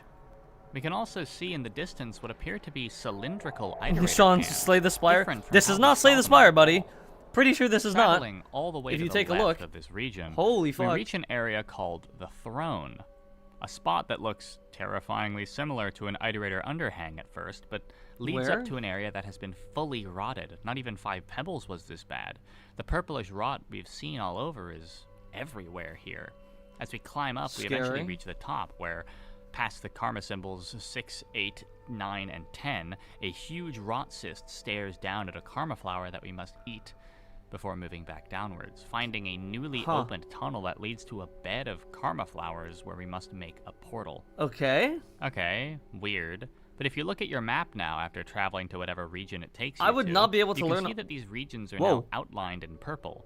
Come back even later, Weird map, and what we the can fuck? see that the rot has spread between these regions, infecting them, just like we saw in the intro with those odd dripping growths. Rotten lizards, blue fruit, and popcorn plants are plentiful in these rotted regions. Popcorn plant, my And favorite. if we return to I love Outer popcorn Rim, plants. we can find that those pustules that were previously dormant now move and shift with a purple light. The throne especially seems to be even more rotted, and the rot cyst at the top begins to speak to us as we travel through it, with a voice so profound it causes the watcher to convulse. What? It describes moving and breathing, finally attaining the joy of sentience, and opens yet another tunnel for us to infect the regions further. Oh. The third time we return, it speaks of how it can see a tunnel to freedom, how your presence is familiar, somehow. What the fuck? Fourth time you return, So the rot's well, alive. something else. So those has daddy emerged. longlegs things are alive. Greetings, friend. Oh. You've come. Please, be comfortable. Much time has passed since your last Voice visit, acting's a W, and my by the way. kingdom grows. Oh, the things I have seen and Has this guy gone on to do voice acting after, like, the videos? This is the 'Cause- prince. He's a cool dude that seems intent on making the entirety of the regions we've found into a field of rot, to taste them and consume them. Why? The more of these regions we infect, the more he tastes, the more his kingdom grows, and the more he learns. Okay. I am cataloging all things, you know. The imperative that was in them remains in me, but I'm not wholly them, and not blind to the folly. This of is their so wonders. weird. I have no idea what's happening. Something It's new. living tissue, yeah, but it can His speak? form is familiar. I get it's Conduit living, I arms mean sticking sentient, out yeah, the but wall, the conscious? Cloak of black Sentient and filaments. conscious, it can Something is speak? going on with him, and judging by what Weird. he just said, it sounds like he used to Oh, be the a hot dog, you're Iterator, leaving? or at the very least has Oh, eaten well, the this is one the that last used to video, live so inside this shell thanks for that is tuning now in. called the throne. But what's his goal in all this, in cataloging and rotting everything? Imagine a single substrate. Life throughout all time. Nothing lost. No one lost. A living memory of all life forever. What does that mean? From bug to god, all is one, none above the other. A true end to the pattern. What? That is my vision. What? You heard that right. The prince wants to end the cycle as a whole by turning all consciousnesses, every living thing, Into one? rot, Oh. where the rot becomes the only living thing. That's a weird roundabout way to do things, I feel like. This mimics a type of ascension, but is the complete opposite of the traditional void-based method. Think on it. Yeah. The rot performs every single karmic sin at once. It fights and kills, reproduces unstoppably, cooperates with others of its kind, consumes everything it sees, Yeah. and fights violently to stay alive at all costs. So the rod is like To the turn into anti-void. the most base form of life. that is an ascension that the Void would despise. And I'm watching mostly on mute. Oh, okay. Knows yeah. this. I don't get spoiled. There's a lot of As with all spoilers great here. Deeds, my work is not without great challenge.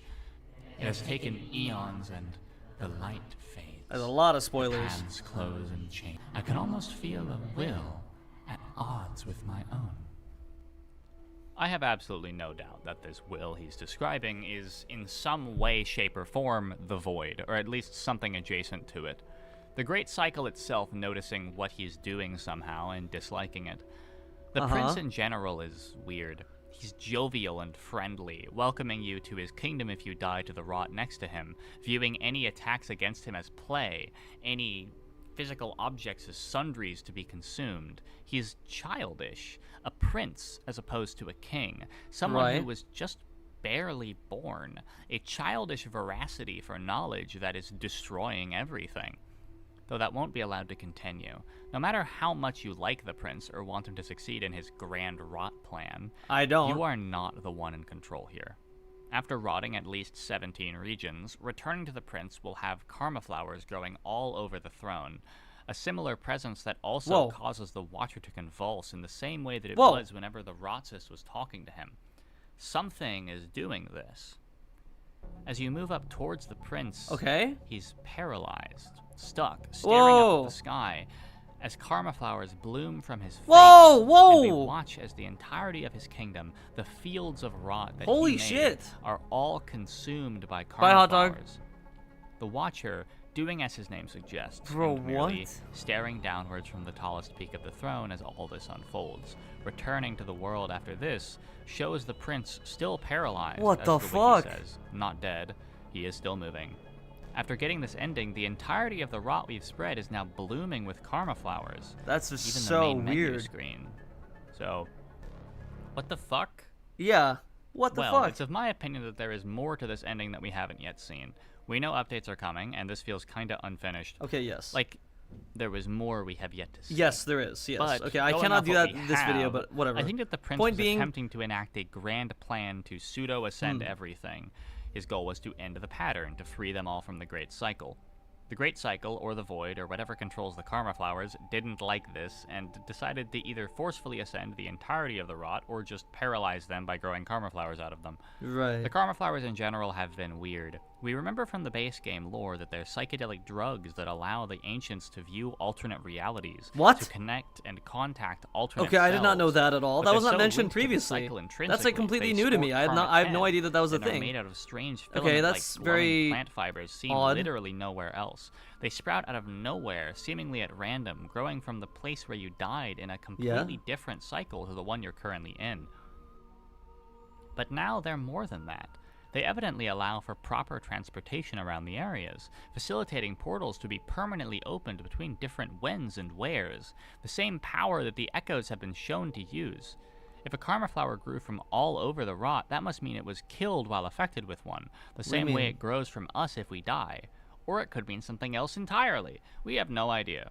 Either way, we know that something is really weird with karma flowers, and there's very likely something else out there that controls them completely and can use them to halt the spread of the rot somehow. Either that, or the karma flowers that we see Where's the growing from updated bundles version the of rot this? are a symptom of something that the prince is doing. Updated lore. And he Oh just my went too far. god, there's And so there's much actually lore. not a secondary Unfortunately, will, or I don't know if I it's can. Maybe I'll just watch it in double speed. Let's watch this on double speed. Why I know not? quitting vape. Hey, vaping. I don't vape. I don't care. Skip. Skip. Skip. I don't give a shit. I don't vape. Move on. Let me watch my Rainworld. Stop it. I need my Rainworld now. Please. Howdy there. I heard More there's a spoilers, pack by of the no way. good spoilers More on the loose in spoilers, just look Videogame. out. Watch out or they'll tan your hide good. Good evening, it's me again. The new Watcher update came out over a week ago now, and it's been affecting my brain chemistry a bit. Oh, this Everything is so much better. incredible and new and weird. I love I've been times mulling over the 2. lore we've gotten for a good bit, and I think I've come to some pretty comfortable conclusions. So without further ado, let's get started. But actually, before that, let me take a moment of your time. I need to shill. This video is sponsored by Critical Error. No, Computer, wait, a actually, company owned by a close friend of mine, yeah, Over. honestly, congrats. There are 3 new regions added, and at least 2 of them are pretty good. Here's the new region tier list real quick if you're curious. Let me go over the new regions first in a real quick way. Pillar Grove first. This region gives me really weird vibes, but it seems to be a relatively pristine area full of square trees that look like they may have been intentionally. It reminds me a little bit of some sort of farmer-raised adjacent area for growing these strange trees, or possibly more of a park or grove area for people to come gawk at the weird trees. But the architecture is generally industrialist and farmer-raised adjacent enough to imply this is a place where they're being purposefully grown, rather than a place where people are supposed to visit on the regular. Now, on the other hand, migration path is significantly easier to understand. What in the fuck am I looking at? Jesus. If I had to make a comparison, the facility itself is a bit subterranean, maybe torrential railways adjacent, with Yeah, most of looks the like actual subterranean. path being taken up by train yards, though the rest of it is kind of nondescript and honestly looks a little bit like heat ducts, but I don't think this is the future version of any region in particular. Last and most certainly least, fractured gateways. Well, it's This not area a has some future pretty version, cool lore it's an against it, and alternative implies timeline future for version, I waterways, think. but it's also possibly future Right? Badlands as well. I heard a theory from Jevman discussing the presence of a water wheel, seemingly intentionally hidden in verdant, that is also present in both Badlands What is and fractured happening? gateways. What This am I is looking previously at? different What from is the that? locus are otherwise unique to Badlands, yet Dude, this so, game between is the water wheel, I think trippy Badlands as was the shit. start of the water processing facility that Rainworld became is verdant, so and broke down trippy, fractured dude. gateways, and the locusts returned to it. Nature is healing, and now there's whales. But as you know, that's baby shit. The regions are just the appetizer. We're not onto the entree, though. That comes at the end of the video. First off, let's do a little pearl analysis. The new update indeed does add pearls to the watcher. The interesting thing about these pearls is that they're all read by a machine that can actually showcase images and play audio. So, a notable portion of the pearls are just audio tracks or images. I'll go over the ones that are just text real quick, though. First off, the Salination Pearl. Oh, the joy to be alone, among the reeds and dancing yanflies with such a secret. The beating of respiration resonates through the very density of my bones, to jangle the golden coins and wires along my ears, creating a sweet percussion song of thirst and What yearning. the fuck? My Who mask is unclasped, this? I feel the balmy caress of the sun. Oh, joy! For even amongst the many shining in the grand court, that they have perceived me. Scroll 47F of the Counselor's Consort. This seems to be a transcription of a writing, likely rather schlocky considering the title implies it's a story about the consort of a counselor, which, assuming the benefactors had rather prudish values, is likely considered a bit taboo. I mean, Also, the fact that it's just kind of honestly- written like fanfiction. It has that whole One Direction chose me above anyone else line near the end. This does also confirm that benefactors unmasking was something that happened. Also, we hear about yanflies, which is either a creature we haven't seen yet, or an official name for the batflies. Who knows? Next up, the Pearl and Fetid Glen. 2. A Paddle of 12-spoked wheels, Grey House Facility. From 3 Karoff 9 Front, Grand Manufacturer, House of Aster Leaves. When you came, Were you the said to me as follows, I will manufacturers? give 9 leaf. Were When the you come, manufacturers fine the ones quality that bone made meal. the You left that, but things? You did not do what you promised me. You put brick which were of low quality before my messenger 9 leaf and said, if you want to take them, take them. If you do not want to take them, go away. What do you take me for? That you treat someone like me with such contempt. I have sent as messengers respected individuals like ourselves to collect the bag with my coin deposited with you. But you have treated me with contempt for sending them. This Weird. one's just kind of silly. It's a bad Yelp review from a benefactor who got pissed because he got scammed. It seems like even in this civilization, people can't escape Ian Asir. Next up, the Pearl and Cold Storage. And as the thought leader of this most righteous congregation of minds and souls, it humbly falls to me to present these concerns before you regarding the curious plan for the harvesting of so-called star energies. That is new. The dimming pillar of our own dear star does concern, yes, and some solution What? was found, but many say it's simply the result of dust. Yes, the most natural of all things, which appears to precipitate increasingly these recent cycles. What? To trust our blessed future to esoteric energies and fields, and yet again, more That's political completely calculations, new. Seems reckless. Do we even know wherefore this energy comes? This What is all else comes? completely new information. I, What one the last fuck cylinder, is perpetual star source of knowledge energy? and resources, proposed to form a committee to study. This one's really interesting, and I don't know what the fuck it could be referring to. My only guess is that it's referring to the stars and outer rim. The statement on dust and harvesting the energy of stars feels alarmingly similar to that region. Could it mean that outer rim is something the benefactors built with the knowledge of the stars dying out? Not to mention the descriptor of the dimming pillar of our own dear star, having some pretty worrying implications about the state of Rainworld's cosmology. Is that why outer rim is so dark? It's a very important sounding pearl that I don't have the chops to properly dig into. I suppose we'll both be waiting for uranium meter to get to this one. Weird. Next up, the first ancient urban pearl. Anyone With us watch today Project is Hail Irene Bell Gesture? Gesture. Yes, greetings. Let us be quick. I have many tasks. Yes, I suppose your impatience with your constituents is Perhaps well something documented. was eating the It is not my star. constituents so much as the speed at which you speak. I have many processing cycles, yet just one avatar to communicate with. Eigen selves were banned, were they not? Yes. And rightly, before you say it, no. Parallel processing is not some This is devious so machine workaround weird. of the I have self-annihilation no gate. idea what's Isn't it absurd that happening we are anymore. based on the benefactor's dogmatic need to have us mimic biological bottlenecks? We could achieve so. These are all politically inexpedient topics. Yes, yes. Call me an extremist if you must, but I have work to do. And that was Iterator Bell of Gesture.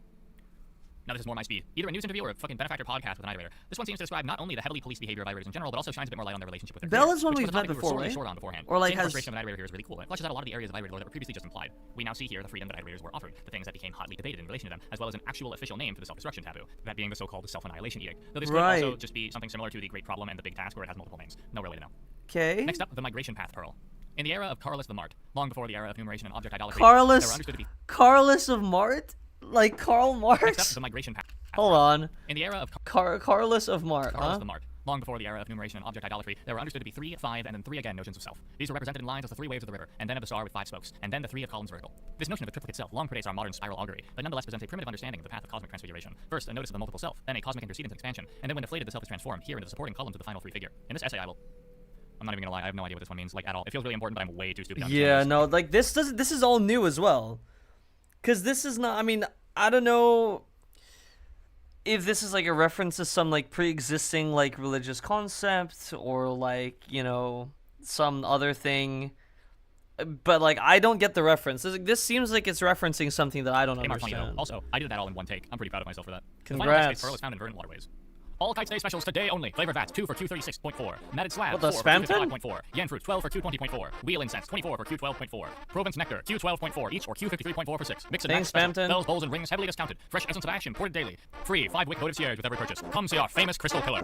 Hey, Every, it's me, random benefactor. Hey! This is my favorite pearl in the entire game, including base game and downpour. First off, we get confirmation of something called Yen Fruit and Wheel Incense. Spelled wrong, I should note. We also see the way benefactor currency was handled. And it ends off with that all-important advertisement for that damn Crystal Pillar. I expect to see that line everywhere. I want to see the Crystal Pillar. This is an awesome pearl. Anyways, the next few pearls are mostly just images, but I'll go over them in a quicker way. The second Ancient Urban Pearl showcases an iterator being built over Ancient Urban, which informs us a bit more of where Ancient Urban is on the timeline, while also giving us more of an idea of the tech level around that time. They could have been the first iterator, but probably not, considering it's being advertised and described. Who was the first? Do we know who the first is? Being prodded by a machine arm and nothing else. Like the internal view of whatever the fuck we don't know who the first is, do we? On a Starcatcher. The Signal Spire's Pearl casually canonizes Downpour, which is cool. It shows a whole ass Citizen ID drone. Technically, this could not be specifically canonizing Downpour, but considering we also get Outer Expanse canonized in this update, as well as seeing more Saint Timeline lizards, I don't know, man. It feels like they're implying we shouldn't write off Downpour completely. Anyways, Stormy Coast is the last image pearl. It's weird. It seems like is the idea that like Downpour is not canon? Reaching towards a bright rectangle. It's kind of freaky. No idea what this could be. Maybe just a piece of benefactor art. Every other new pearl. There's no connection between Downpour and Mushroom, so I'll just skip past them. Now, moving on. The main lore stuff we find in this update comes upon reaching Ripple level 9. Spinning top is perfect, so they didn't get any changes. Instead, the first notable change we find is in Damon. That being, Damon is alive now. What? Yeah, it seems like not only was Damon referring to a Damon program, but it's also entirely possible that it's calling the region itself a demon, a mythical beast between gods and humanity. It has limbs that kick and eyes that follow us around now. I don't know what it being alive means. The following. Oh my god, stop. I want to know more about the lore, man.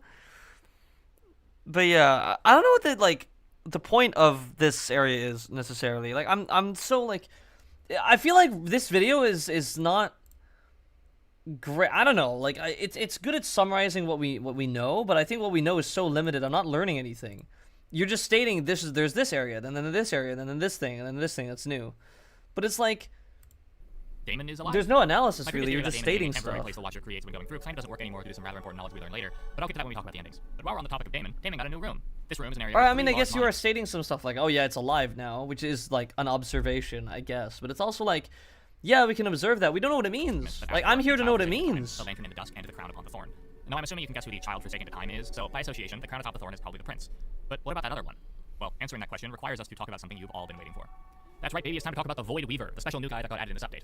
Every now and then on the map, you'll see that some of the areas have golden feathers on them. When you head to those areas, you'll find the portals you've manually created are now sewed shut by golden thread. Going into Ripple space here shows more of those threads going to a different part of the region. What the fuck? When you go to that space, you'll find the Void Weaver, a massive golden feathery worm that speaks some odd distorted dialogue. He gives you the trailer lines, as a matter of fact, telling you to consider spirals and shit. It's wild. Upon talking to the Void Weaver, he proceeds to flashbang you and then leaves. Find him a few more times, and eventually you might start to realize that the Watcher is beginning to shift and change. First, its eyes turn orange, then the Void Weaver's feathers start to grow on the Watcher's tail. At the final stage, we get new dialogue, talking about how there is now an understanding, a path, and a purpose. Then it grants the Watcher the final transformation. This transformation not only makes the Watcher immune to rot, but it also grants it the ability to seal portals that it goes through. Following the newly laid webs all over the map, they lead you to and through. So you're assisting the Void now? When you see the portal, the Void Weaver will seal one as well, somewhere else in the world. That's pretty cool. You then work together to seal every single portal and get the new ending. Seriously, going to the Prince after a few transformations from the Weaver will lead to some unique dialogue, with the Prince talking about how the Watcher has grown and become in a similar way to him, going from nothing to a state of divinity. As it happens, the goal of sealing every portal just prevents the Prince's goal from being achieved. Whoa, okay, that's cool. As for the ending, though, this occurs after you've sealed every The Watcher becomes... I mean, the Watcher is a weird slug cat. Like, very weird. By nature of it just being able to access, like, Ripple space. Because what is Ripple? Or, like, what is that? It just exists? Why is Ripple able to collaborate with Void stuff? Aren't they different? Isn't Karma separate? Like, I don't get it. Region, attempting to teleport it's not explained. Area, a flat plane above a sea of gold, with strange glassy shards floating in the distance. You approach the Void Weaver in this plane, and it shows you a closed... Oh, Rainworld is canon to Downpour and Watcher? Oh, like, separately. I see. So, like, Rainworld is canon to Downpour and Watcher, but the DLC aren't canon to each other. So, it's, like, basically, like, the DLC are, like, continuations of the story of Rainworld in different ways. Okay. Before opening its eyes, revealing the same eyes that the Watcher has, and then it vanishes, leaving the Watcher behind with feathers growing from his tail. What? Weird. We'll get into the whole overview later down the line. Let's wrap up the recap first. Performing this ending unlocks the third Damon monolith, allowing for the final ending to be achieved. Returning to these three monoliths, there is now a strange, shuddering point of ripple energy in the center of all three of them, and upon touching it, the Watcher will begin to convulse before being transported back to hydroponics. There's no rod in this area anymore. As they travel further into Industrial Complex, they eventually fall over and begin to teleport again. This time not far, teleporting to Outskirts. The next time they teleport, they're in Spinning Top's room in Ancient Urban. And the final time, they're in Damon? It counts as Damon, but it looks like Outer Rim. I personally think it's Outer Rim because it looks like the throne, and also the Prince is here. The Prince reacts to the Watcher's appearance as if it's been countless centuries, and describes this place as the end of it all, and then casually grants them the Mark of Communication before musing on how he's not so different after all. What? So they just confirmed that Prince is an iterator, or at least the memory of an iterator formed from the rock consuming one or mimicking one. Yeah. Cool. Thumbs up. After we teleport out of this area once again, we're suddenly back above that golden sea again. And after we teleport one more time, we're in Outer Expanse. Not just Outer Expanse, we're in the spot that Watcher dreamed of, emerging from that ocean onto that unfamiliar beach, but it's not so unfamiliar. A lot of this is assuming that I've played this DLC, which I haven't. We wander it looks across very beautiful, I'm not gonna lie. Again. But this time we see a light grow in intensity. It's giving like before Ori zoom down and vibes. showcases multiple daemons surrounded by the map of the Watcher. What Little bubbles in connect the by lines. ever-living The middlemost fuck? one has a discordant pattern, whereas the other ones have simple concentric rings. Lo and behold, every single pathway between those bubbles start to fade away one at a time, and the bubbles all right themselves to an even pattern. Then suddenly, we're in the depths, with the air around us being marked by Watcher's faces staring back at us from the cracked bits of reality. Whoa. We dive down to the void as usual, but we don't descend. There are no worms, just lights. Then we begin to grow longer and longer until we become a void worm. Then it plays Childhood's End, and it cuts the credits. What? Okay, cool, got it. What the fuck? I mean, it's absolute cinema, the sending rules, but Jesus, man. So, here's my conclusion. Okay, The let's world of see. the Watcher is not a traditional one, not the same as the cycles of base game or Downpour where time is linear. Ripple is and everything attunement remains to the stable. world. The Watcher's I world see. is one that has been shattered by something, and the rot is a consequence of that. When we started hydroponics, we're just entering into the main area, but the world quickly breaks down and rots until we're taken out of it by the power of an echo. Is spinning off the Right. reason why things are breaking?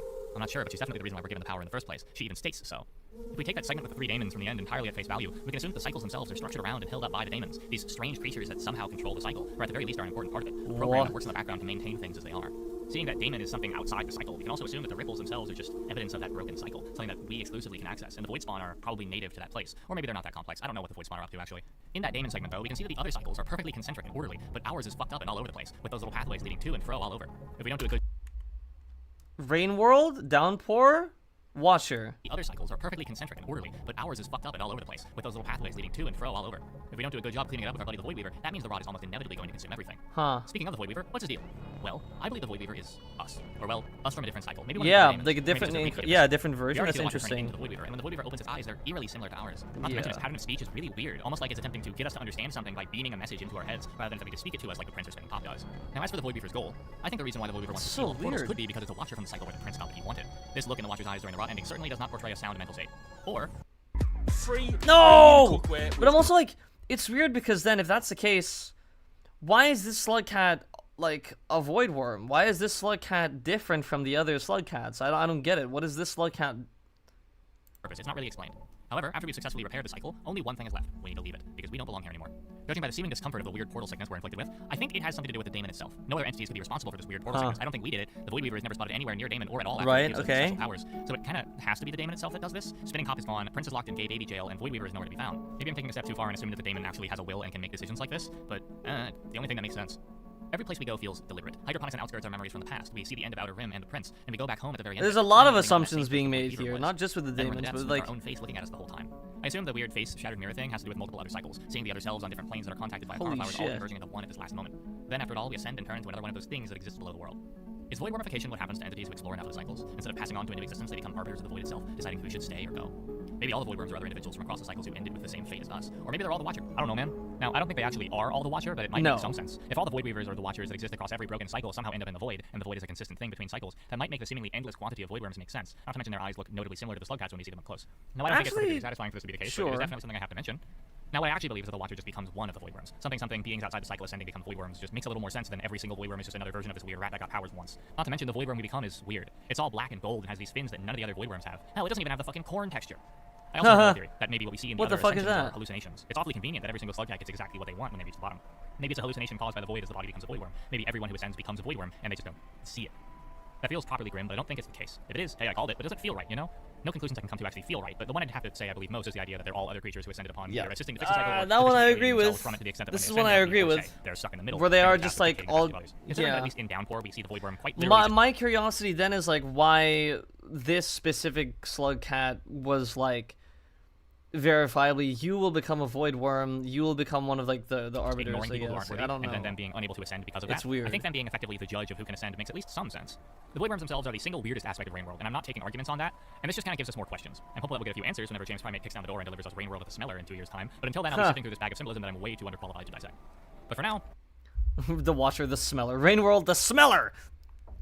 That's all. When I say this update fixed the Watcher, I mean it. The Watcher always felt kind of incomplete. Like there was thank you for this video. Honestly, I didn't learn very much from this one. I mean, okay, I learned a lot, but I didn't like learn about the story in this one. Like, I feel like this video was literally just like, let's recap everything that we know about the Watcher. It is insanely trippy and way more confusing and convoluted than the original Rainworld story. Like, my impression is we don't know what the fuck is happening yet. But, I mean, at least with this knowledge, like, you know, you can piece together some things. But I'm getting the impression that the community still has no idea what the fuck just happened in Watcher. Because I feel like there's a lot of things that are unexplained. You know? Like, what happened to the world? When does this timeline take place? Like, is it, like, far in the future? You know? Is it far in the future? Because it could be. Is it like super far in the future and it's just like another timeline? Because it like obviously this one is not canon to Downpour, so it's like, you know, Saint never happened. So this could be what it looks like instead of Saint. What if Watcher was the one that woke up? You know? I don't know. Kind of weird. Why is it slug cats again? Why are we playing as a slug cat in this one? You know? Why is this slug cat? Why does this slug cat get magical ripple powers that the other slug cats just don't have? Like, I understand that Saint gets like magical karma powers, but that aligns with the magic system of the world that we've been given so far. Why does this specific slug cat in the DLC get a magical new thing that is outside? I don't know. It's weird. I would say because specific Echo, I don't know. I think Watcher is just really weird. I think, at least from what we've consumed here, like what I've seen of this, I think Watcher is like way too weird and way too unexplained and extremely abstract. There are too many gaps between the original Rainworld story and this one to form any definitive conclusion on what the fuck happened or what the Watcher is. Because the Watcher is clearly like not other slug cats. Like if you even go to the beginning of the thing, like the beginning cutscene, where is it? Where is it? It's somewhere. I know it's somewhere, but the beginning cutscene with the Watcher... Oh, no, it's in the previous video. The beginning cutscene with the Watcher doesn't feel like it makes sense. Because it's like, the Watcher is like a different sort of like, you know, it has different powers. You know, it looks like it has different like properties. It can become a void worm at the end as well. You know? Like, it's clearly like, you know, a special kind of like whatever slug cat that we have not determined. Whatever. I don't want to look into this because I haven't played the DLC, so I obviously can't give my own thoughts or impressions. Hell, I was wrong about what the base game was, so even if I played the DLC, I might make mistakes. But, okay, here's what I think about the overall lore now that we're done. So let's talk about it. Rainworld lore time. I think the lore is really fucking cool. At least base game lore and Downpour lore. I think Watcher lore is really messy. Like, it is absurdly messy, which is why I think that this scene, wherever it is... Let me go look. That's why I think this scene is Why is there an ad for me clicking backwards to a part of a video I've seen? What the fuck is going on? Okay, whatever. But that's why I think in Downpour the devs stated there are multiverses, and Watcher would be a very different slug cat because it's part of a different like side of the multiverse. Or at the very least, are an important part. Yeah. So this part, right? I'm assuming that these are all different universes, right? That these monoliths, the daemons, are sort of like a centerpiece in each of these multiverses. In between them, this space that we see is just the void. So like everything here... I got a heart attack? Why? Wait, what happened? Was I loud or something? What happened? Sorry. But yeah, so basically like this here, I'm pretty sure it's like, this is like, one of these is Rainworld, one of these is Downpour, this one is Watcher. It's like more meant to show that like the karmic cycle works for these two perfectly fine or whatever. This one, it's a little bit fractured and broken and decayed. But everything between each of these daemons is just the void. And all of those things in the background are other monoliths as well, other universes as well. Right? It just so happens that these ones are linked together in such a way that they're very similar to each other. However, these two have their karmic cycles still put together, and then this one is different. Also, what happened? There was an ad. I muted the ad. That's it. But yes. They're the only one that's alone. Survivor and Monk have each other. Gorman is Quality, Riverland Moon, Artificer 5 Pebbles, Spearmaster 7 Red Suns. Are we missing one? Hunter has one as well. Saint is also alone. Saint is alone. Although I guess you could argue Saint has Sliver. But also Watcher isn't alone either. Watcher technically no significant harassment, correct. So yeah, so like Watcher isn't alone either because Watcher has the Echo. Saint is alone? Not really. Saint has company. I mean, Saint is stuck in like an endless cycle, right? But like Saint does have company in the form of Sliver. And what's it called? The Watcher has company in the form of the Echo, who I forgot the name of. But yes, that Echo that Watcher has is not really, you know. Well, in the end, he's alone? Yeah, but fine. I mean, like, it doesn't really make much sense. I don't think we're going to gain anything analyzing that specifically. But anyway, Rainworld lore, I think, is cool. I think I've said my piece in this game. I think I've said what I need to say about Rainworld. I think, you know, as a game, it has very flawed game design that feels extremely irritating to people that have played games for a long time, because there's so many, like, things that could have been done better to make the gameplay actually, like, function as gameplay. But whether it's, like, out of laziness, out of, like, inexperience, or out of, like, choice, you know, like, when Rainworld just doesn't have proper game design philosophy and is just, fuck it, here's a world you can interact with, which makes it very interesting. So I think as a game, in terms of game design, it's kind of shit, but it is, like, very cool that, at least in terms of, like, its ability to kind of be a puzzle, be a simulator, you know, like, it is a very interesting simulator experience for players to try. Now, because this is the lore stream, as a story, I think story-wise it's very good. At least the one with regards to, like, the idea of there's cycles of incarnation, or like, cycles of reincarnation, and there's, like, these supercomputers that were created to try and, like, break past the cycle. There's just a few plot holes or things that I'm just, like, suspending disbelief about, right? For one, like, there's a lot. There's actually quite a few. I can't think of them off the top of my head right now, but I mean, there's definitely a few. Like, for one, you know, like, so the area that we are in the game is a closed-off facility, which means all the creatures there are meant to, like, live and, like, whatever, and, like, support, like, the machines. Fine. Then why is it the case that, like, the slug cats aren't, like, supported more? Because the slug cats are specifically made with a purpose. The only ones that aren't seemingly made to have, like, a set purpose other than cleaning pipes, right? Like, it's like Monk and Survivor seem like they were built with like, aimlessly, basically. Monk and Survivor are sort of, like, outside, like, purpose. They're just sort of, like, there to clean pipes like a standard slug cat, you know? Like, that family basically is just that. But then the other ones are all created with some form of purpose, each of them, right? The idea of purposeful organisms or whatever is, like, fine. Like, I like the idea of that being a concept, but it's very flawed in the sense that it's like, what's the purpose of the lizards then? Just to keep the ecosystem in check? There's cycles, so everything's going to reincarnate anyway.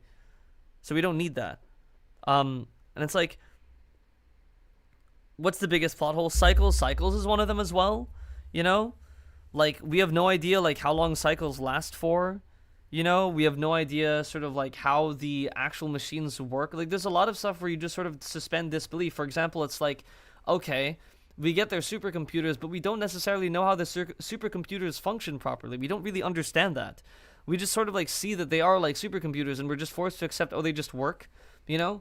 But despite that, despite there being so many of them, how come, like, they couldn't figure out a solution like Saint sooner?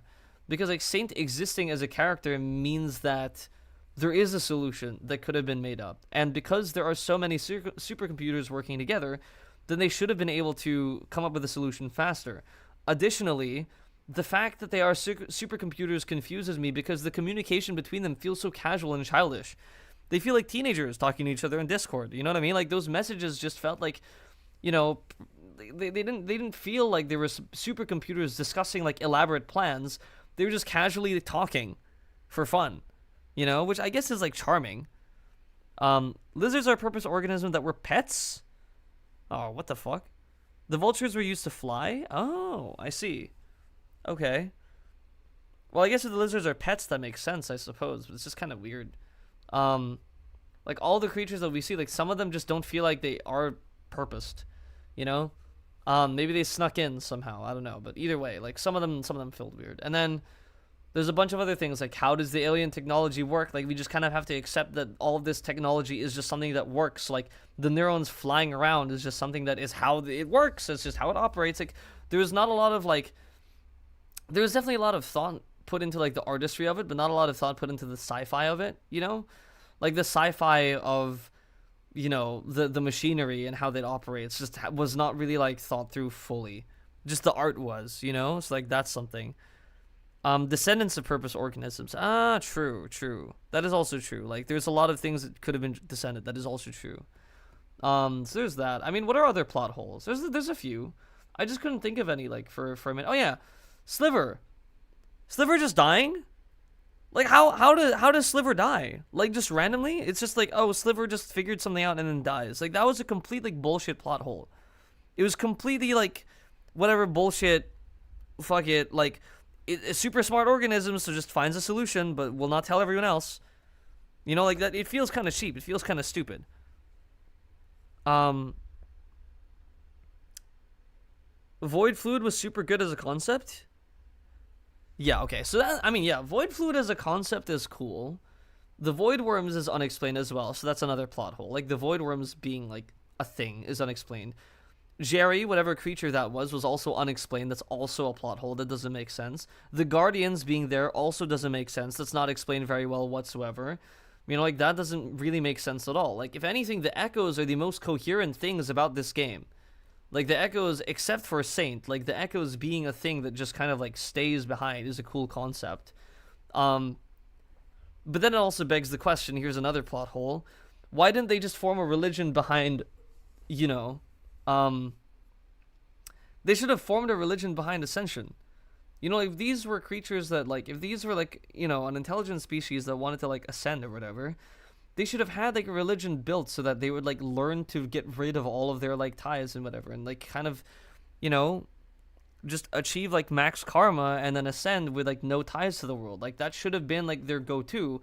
They didn't need to build all those supercomputers. Since they knew the Void Fluid was there, they just needed to build temples and, like, learn and, like, to, like, discard, like, materialistic desire. Unless what it is, like, the ones that sort of, like, stayed behind were all the extremely, like, egotistical, materialistic ones, which does make sense, I suppose. But even then, it's like, then you can just choose to stay. Like, you don't need to ascend, really. You can just choose to stay behind. If you like the material plane so much, then you won't have any desire to ascend. It doesn't make any sense. I feel like the desire to ascend comes from people who have already reached a high level of karma and they understand they don't need to stay here anymore. You know, and when you're at that level, it's like, okay, then you take the Void Fluid and leave. But if you are not at that point, then you don't need to seek a way to ascend. You can just stay and enjoy your material, like, life. You know, it doesn't make any sense. And it's like, why, you know, there's also another suspension of disbelief where it's like, why do we have to, like, accept that they just want to die? You know, like, what's so wrong with, like, incarnating over and over again, especially if you're intelligent? Like, it doesn't really make much sense. Like, if you're that intelligent, you don't need to, like, necessarily, like, you know, like, if you have, like, a cool civilization, you have everything going for you, like, why did you have to die? Like, why would you have to ascend? What's the obsession? You know? They were bored being alive, so they just wanted to die. Exactly, but that's why it's, like, written kind of ass. Like, that's kind of written ass. I don't know. There were two major races, benefactors who made the iterators, and those who built the temples. They were more religious? Oh. Oh, so ancients had two different divisions. I see. I see. Okay. So that makes a little bit more sense. Yeah.